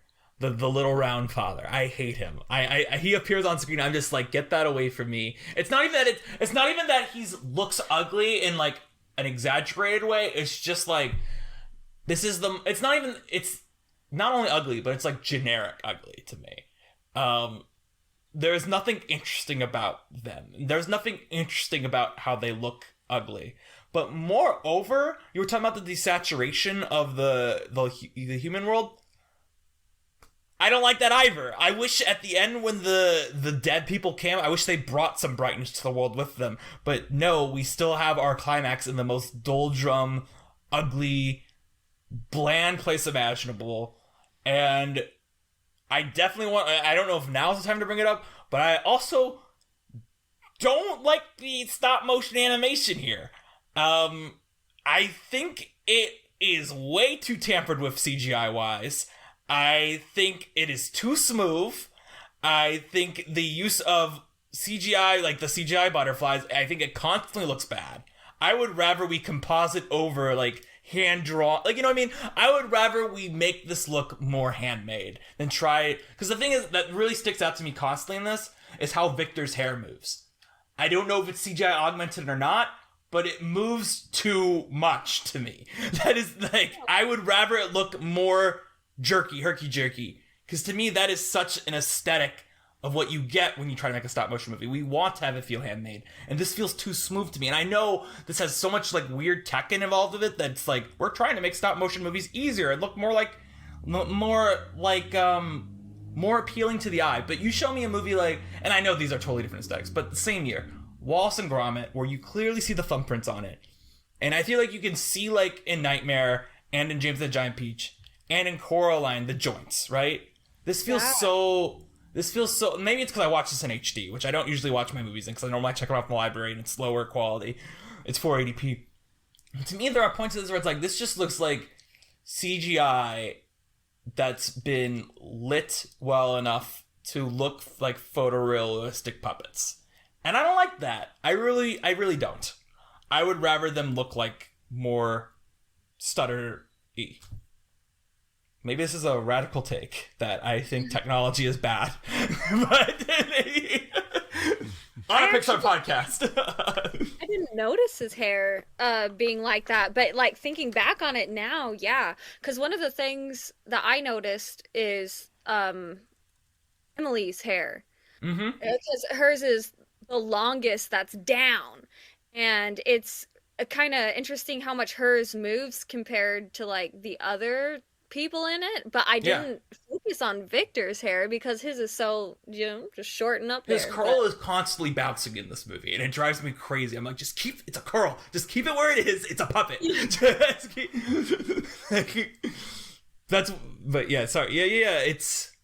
drives me crazy. That's the big thing to me with this is like, I think, even if I think Nightmare is, I said they're about the same. I think if you told me I had to watch one of them, I'd pick Nightmare, because I think Nightmare looks so much better visually. Because Nightmare has the seams still showing in the stop motion, where you can be like, oh, how'd they do that? And this is constantly like, how'd they do that? Oh, they probably use CG. It looks so tampered with to me. And maybe I'm wrong, but I do think there were touch-ups involved. And I know, I had Mark look this up, I know they like, the face thing, they did something weird with the face puppets on this that make it more smooth, but again, it's like... Well, the thing that I told you about was actually an analog technology. They had some kind of...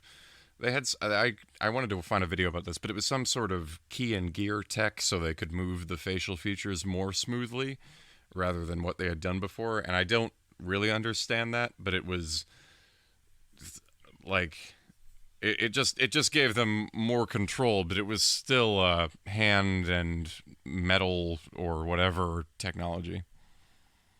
But they shouldn't be able to move so much. Because you guys know how they did Nightmare, right? Like how they did the changing expressions on Nightmare, right?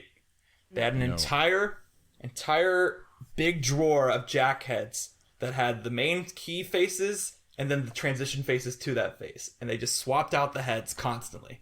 That Oh, to yeah? me is Okay, so much cooler than like we have a mechanism within the heads that lets us move the head expressions on its own. I'm just like, I'm sorry. Like, I get that it's probably easier on them, but like, take more time and make your movie look better. Like that's where I'm at here. It's like, because the thing is also, it's like, I think Coraline uses the same type of tech, you know, because I know Leica. Fun fact, I did look at this. Leica is credited in the credits of this, which I was very surprised by because I didn't think Leica was a thing yet. But that's because Leica, so it's Will Vinton Studios. Leica, Travis Knight and Phil Knight buy out that in July 2005 and rename it Leica. So this is Leica in name only. If you know what I mean, because Leica, do you know who Leica is? I'm sorry, maybe I should clarify who Leica is. I don't think I do know who that is. You do?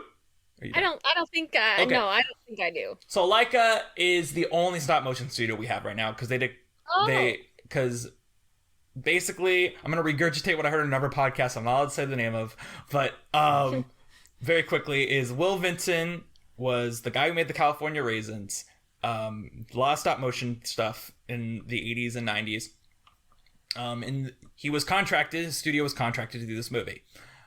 During the process of this movie being made, obviously stop motion is not a very lucrative film thing. He's looking for someone to buy. Phil Knight, who is the founder of Nike, has a son, Travis Knight, who wants to get into stop motion. And he's like, Daddy, can you buy me the studio? And Daddy's like, yes, I will. And they buy the studio and they rename it Leica.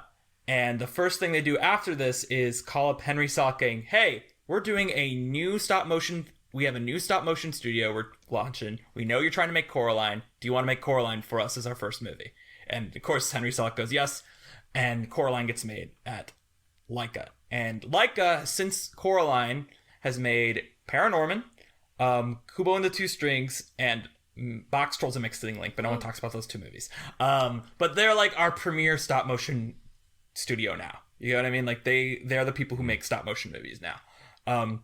Fun fact about Travis Knight is, even though this story made him sound like a bad person and like a bad rich kid who just wants, Daddy, I want a studio, he did direct Kubo and the Two Strings, which, even though I do not like it, is a very well regarded film. So I guess he has some talent. So like, I might not like it, but I cannot disregard the multitude of people who do.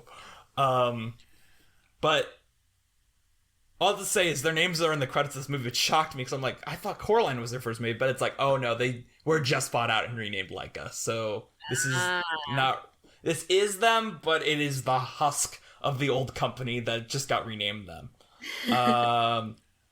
All this to say is I know Coraline uses like 3D printers for the models, but I don't know if it does I don't think it has the inner mechanisms to give you the facial expressions of that. My point is really the same studio did Coraline, and I think Coraline looks way better. That is ultimately the point I'm getting to here.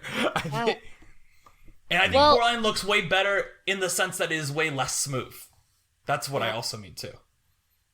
I saw like this behind the scene video for Coraline, and it was talking about just the little tiny scene where she is looking for the mice or something, or her doll maybe, and she turns her head over and looks underneath her bed, and they talk about how many shots that took to get the hair to stand straight up when she was looking under the bed and going back upright again, and how that just like took so much just to do all of that hair. And I was like, well, that's pretty neat. And it's just like a little 2-second thing. She's down then back up. But yeah, it's stuff like that that makes all the difference. Yeah, it always looks so cool. And then this is like, to me it looks so, and also I assume this is just like the tech they have, but I think the mouth movements in this are too smooth too. It's like when they talk, I'm like, dang, you guys are just talking, like your mouths are moving so much in this movie. It's so weird to me. I don't know. Maybe it's just me being like nitpicky, and maybe it's something where if I didn't know this, because I texted you, I was like, there's something up about this animation. This looks very weird to me. So like, yeah, that's just me. I don't like how this movie looks. So Victoria's mouth didn't move enough for me. well, yeah, I mean, she should have talked more. I'm not singling her out. I just remember a scene where I had that thought. Now you brought it up, and I was like, I thought you meant like she should have had more lines. I thought that's what you meant. That. Oh, yeah, I could have said something really clever. No. You know what?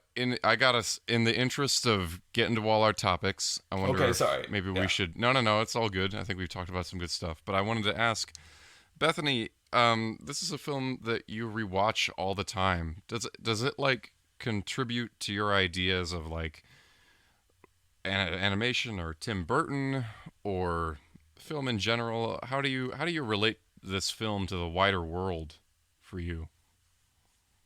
Or do you? Honestly, I would say no. It's like it's just one of those Halloween feeling movies for me that where I usually don't think about it unless it's around that season, Halloween season, I guess. But no, it really doesn't make me think any differently because if I think stop motion, I don't think Corpse Bride first. I mean, that's probably pretty far down on the list for me, stop motion wise.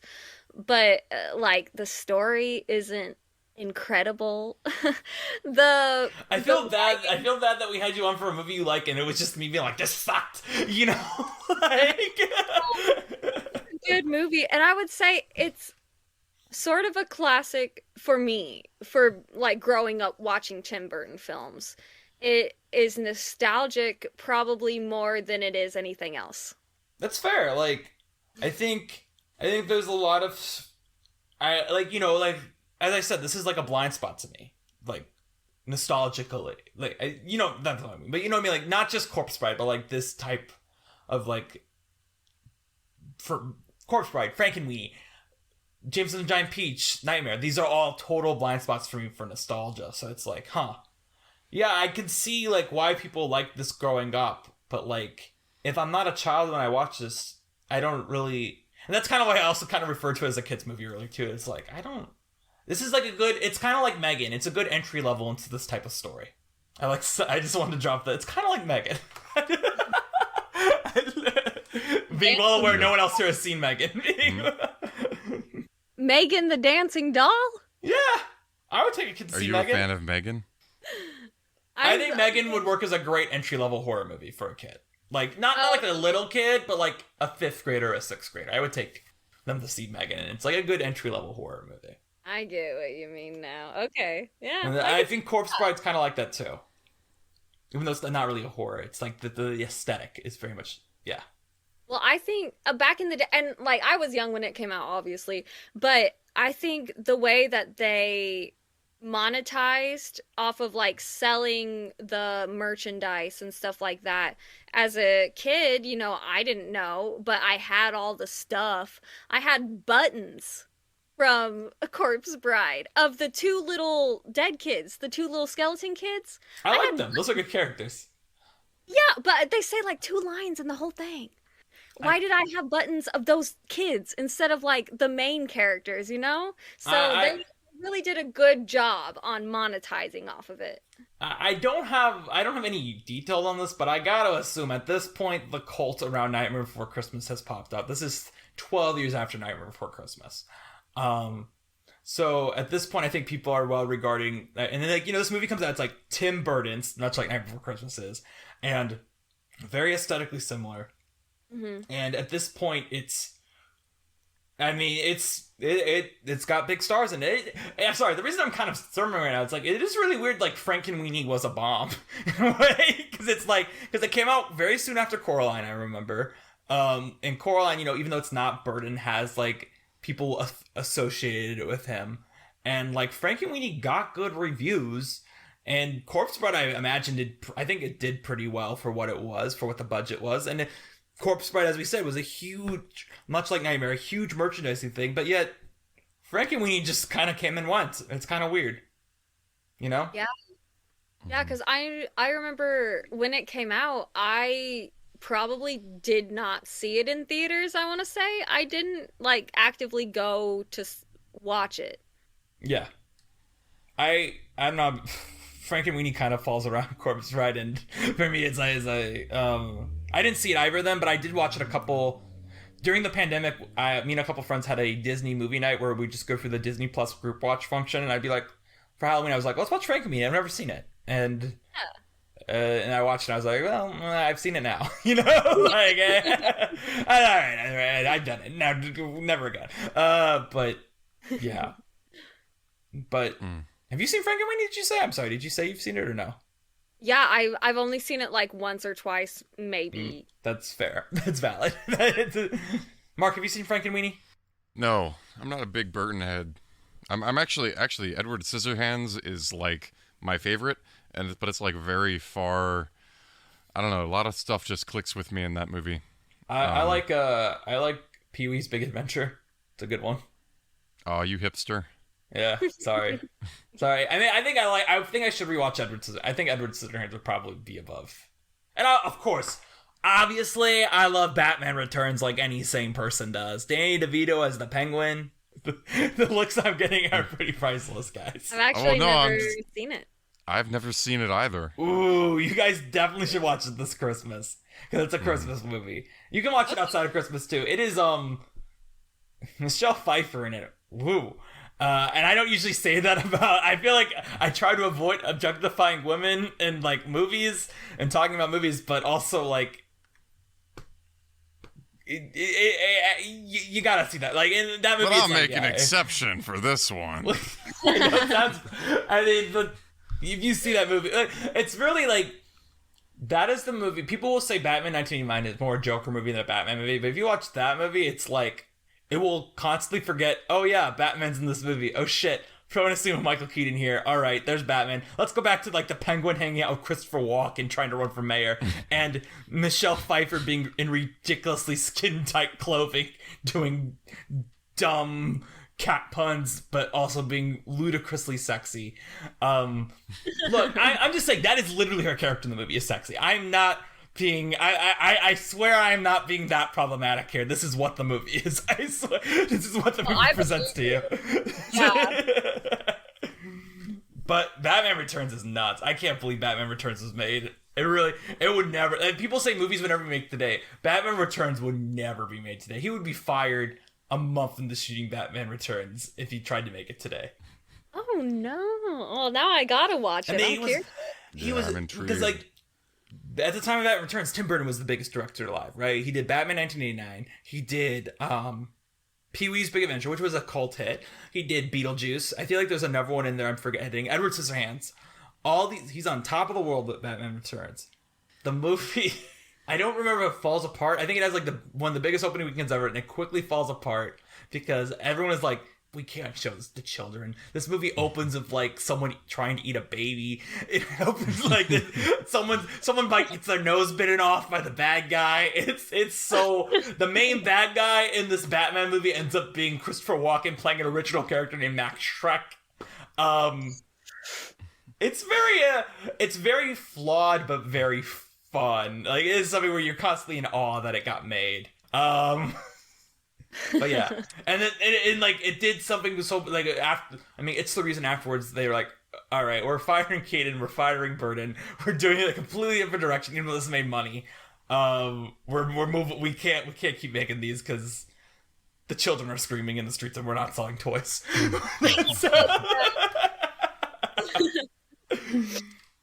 Do we have anything more? Last thoughts on Corpse Bride before we wrap up the show. I kind of said this already, so I'll just say it again very quickly. I think the story of this is garbage. And I think the fact that, to me, it's like you rush into this movie, you rush into a stop motion movie like this, and you don't have a fully formed script. I, in a way, get more respect for Pixar and how their scripts are typed, but I also recognize that Pixar has the advantage of working in a realm where they can keep revising the scripts as the movie go on. But that also said, I think a mediocre movie is mediocre forever. Ergo, I have more respect for. Sorry, Bethany. I'm just putting it bluntly. Like a movie that's mediocre is never gonna get fixed. Man, if it's not me, it's you, isn't it? Yeah. Every time we have someone on. It's true. But like like what I'm saying is like I have so much respect for how Pixar does their stories and how they constantly break them down and rebuild them. And even if now we're in this thing I call like a messy tourist era for Pixar, I still think their stories are more polished. And even with the flaws that appear in them, that the flaws feel more special than in this case where the flaws just feel like we're running headfirst into something. But what about you guys? Does this movie affect what you think of Pixar? I know this isn't a Pixar movie, but like, does that affect it at all? Does it? I guess in a better way is for you, Bethaney, because I know you're not really up on the Pixar thing as we are. We're watching everything, but like, does it like contribute to your conception of like animation or like like as an art form necessarily, or like where current animation is? I don't know. I'm curious. No. It's okay. You can say that. You're allowed to say that.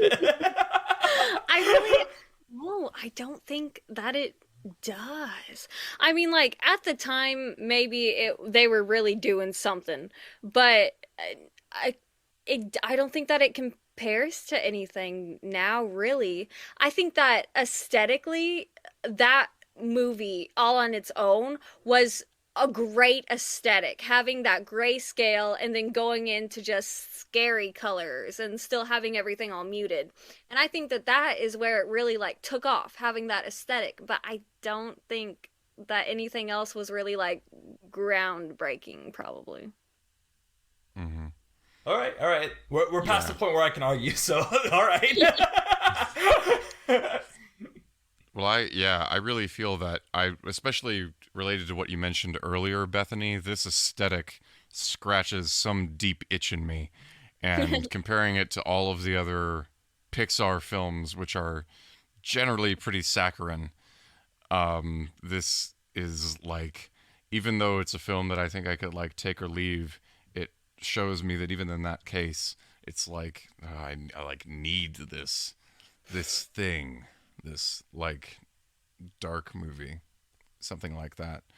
So yeah, I mean maybe that puts me fundamentally in opposition to a lot of the mainline films that we're going to be watching, but I don't know, maybe that's, I mean, the next one's Cars, so you're okay. I'm opposed to Cars. Cars is too sweet. But actually, now that I'm like talking through this, I think that maybe that is not the case, because something that I have enjoyed about Pixar is that we've had real moments of darkness, like the toys in I mean, not the toys in Toy Story, but like the creations in Toy Story. And then there's like the end of Finding Nemo where everyone's about to die and stuff like that I really appreciate in Pixar movies. And I'm seeing Pixar movies as more of a well-rounded meal than this, which is just like, I need a shot of this right now. Yeah. So it's a good comp. Or what? It's a good comparison. I was saying comp. It's Oh. gonna happen someday. Someday we're gonna say it's a good comp for everything. You trying to make this happen? Yeah, comp. All right. Well, unless you have something else, or anyone has any other thoughts about the film, we're now at the point of the episode where we like to give the film something. A lot of reviewers will give films star ratings or number ratings, but we like to actually give the film a physical object that we think is appropriate for the film. I like it to be as unhinged as possible. And Danny will give ours first to give you kind of a flavor. Danny's will be very clever. It'll relate something we said in the first 5 seconds of the episode. I just like to give it something evocative. So, because this film is like what I said, it's something that I really want sometimes, but it's really not a well-balanced meal. I think it would be appropriate to give this film, like, you know those KFC released that sandwich, which was a sandwich between like 2 chicken patties. Oh. And then I don't know, maybe it was like lettuce or something, but it might have been another chicken patty. I think that this film is that to me. So I want to give it the KFC double chicken patty sandwich. Ah. That seems appropriate to me. All right, all right. So I'm gonna first talk about something that I actually had on my to talk about list that I didn't get to, but it will relate to what I'm giving. Was it the Raven? No, it was. I was telling you Puss in Boots. Remember earlier? I was like, I had something to talk about with Puss in Boots in our main episode, and I didn't get to it. I'm gonna go through this very quickly, and trust me, it will relate to what I'm giving Corpse Bride, which is that there's this bizarre new trend I've noticed where people are like, "Yo, check out the 4K HD version of this animated movie," and it'll be this motion smoothed 60 frames per second version of something. And I saw this for Puss in Boots, and it pissed me off because Puss in Boots is like designed like I've seen it for Spider-Verse too, but Puss in Boots is designed like Spider-Verse to be animated at a lower frame rate to kind of give you like that poppy movement. That's like once you push any movie at the 60 frames per second, it's probably not going to look great anyway, because that's not what it's designed to do. But in this case, it's like, dude, this looks so ugly. Like, oh my gosh, why would you do this to Puss in Boots? And also say is I'm gonna be mean for once. This is gonna be the first time ever I'm mean on this. Is I'm gonna give this a colorized version of it in 4K Ultra HD, as TikTok would say, where the entire thing is motion smooth to 60 frames per second. Because that's what I feel like it's aiming for anyway, and it gets me mad that it's aiming for that anyway. So this is the first time I think this might be the first time I've ever given something mean, but I'm mad about this thing that I keep seeing on social media for every dang movie. I feel like Corpse Bride deserves to happen. And you know what? In a way, it's a compliment, because I'm saying it deserves to be along the sides of Puss in Boots and Spider-Verse. Do I agree with this? Absolutely not, but you know what? It's happening. Colorized 4K HD TikTok trend. Let's do it. Corpse Bride. I would love to see that. Let's do it. You're here for like the spiciest. I think I'm still stuck on the fact that we never talk about how, not we as in the three of us, but like we as in a society, we don't ever talk about how the crows go from the living world to the dead world. And why? And we never talk about that. And it's just a thing that's overpassed, and they don't explain why only the crows can do it. So I'm gonna give Corpse Bride a crow's queen, and she gets to command them in the dead world and the living world. And then that is gonna make it make sense to me. Ooh, at the end of the movie, could you turn to crows? Why not? That would make no sense. Yes. That's what we should do. Rewrite the ending. No butterflies. Butterflies are out. We hate those. Crows. Aesthetic. Crows fit more with the aesthetic. They do. Yeah. All right. Well, this was delightful. Yeah. Sorry for going so hard on Corpse Bride.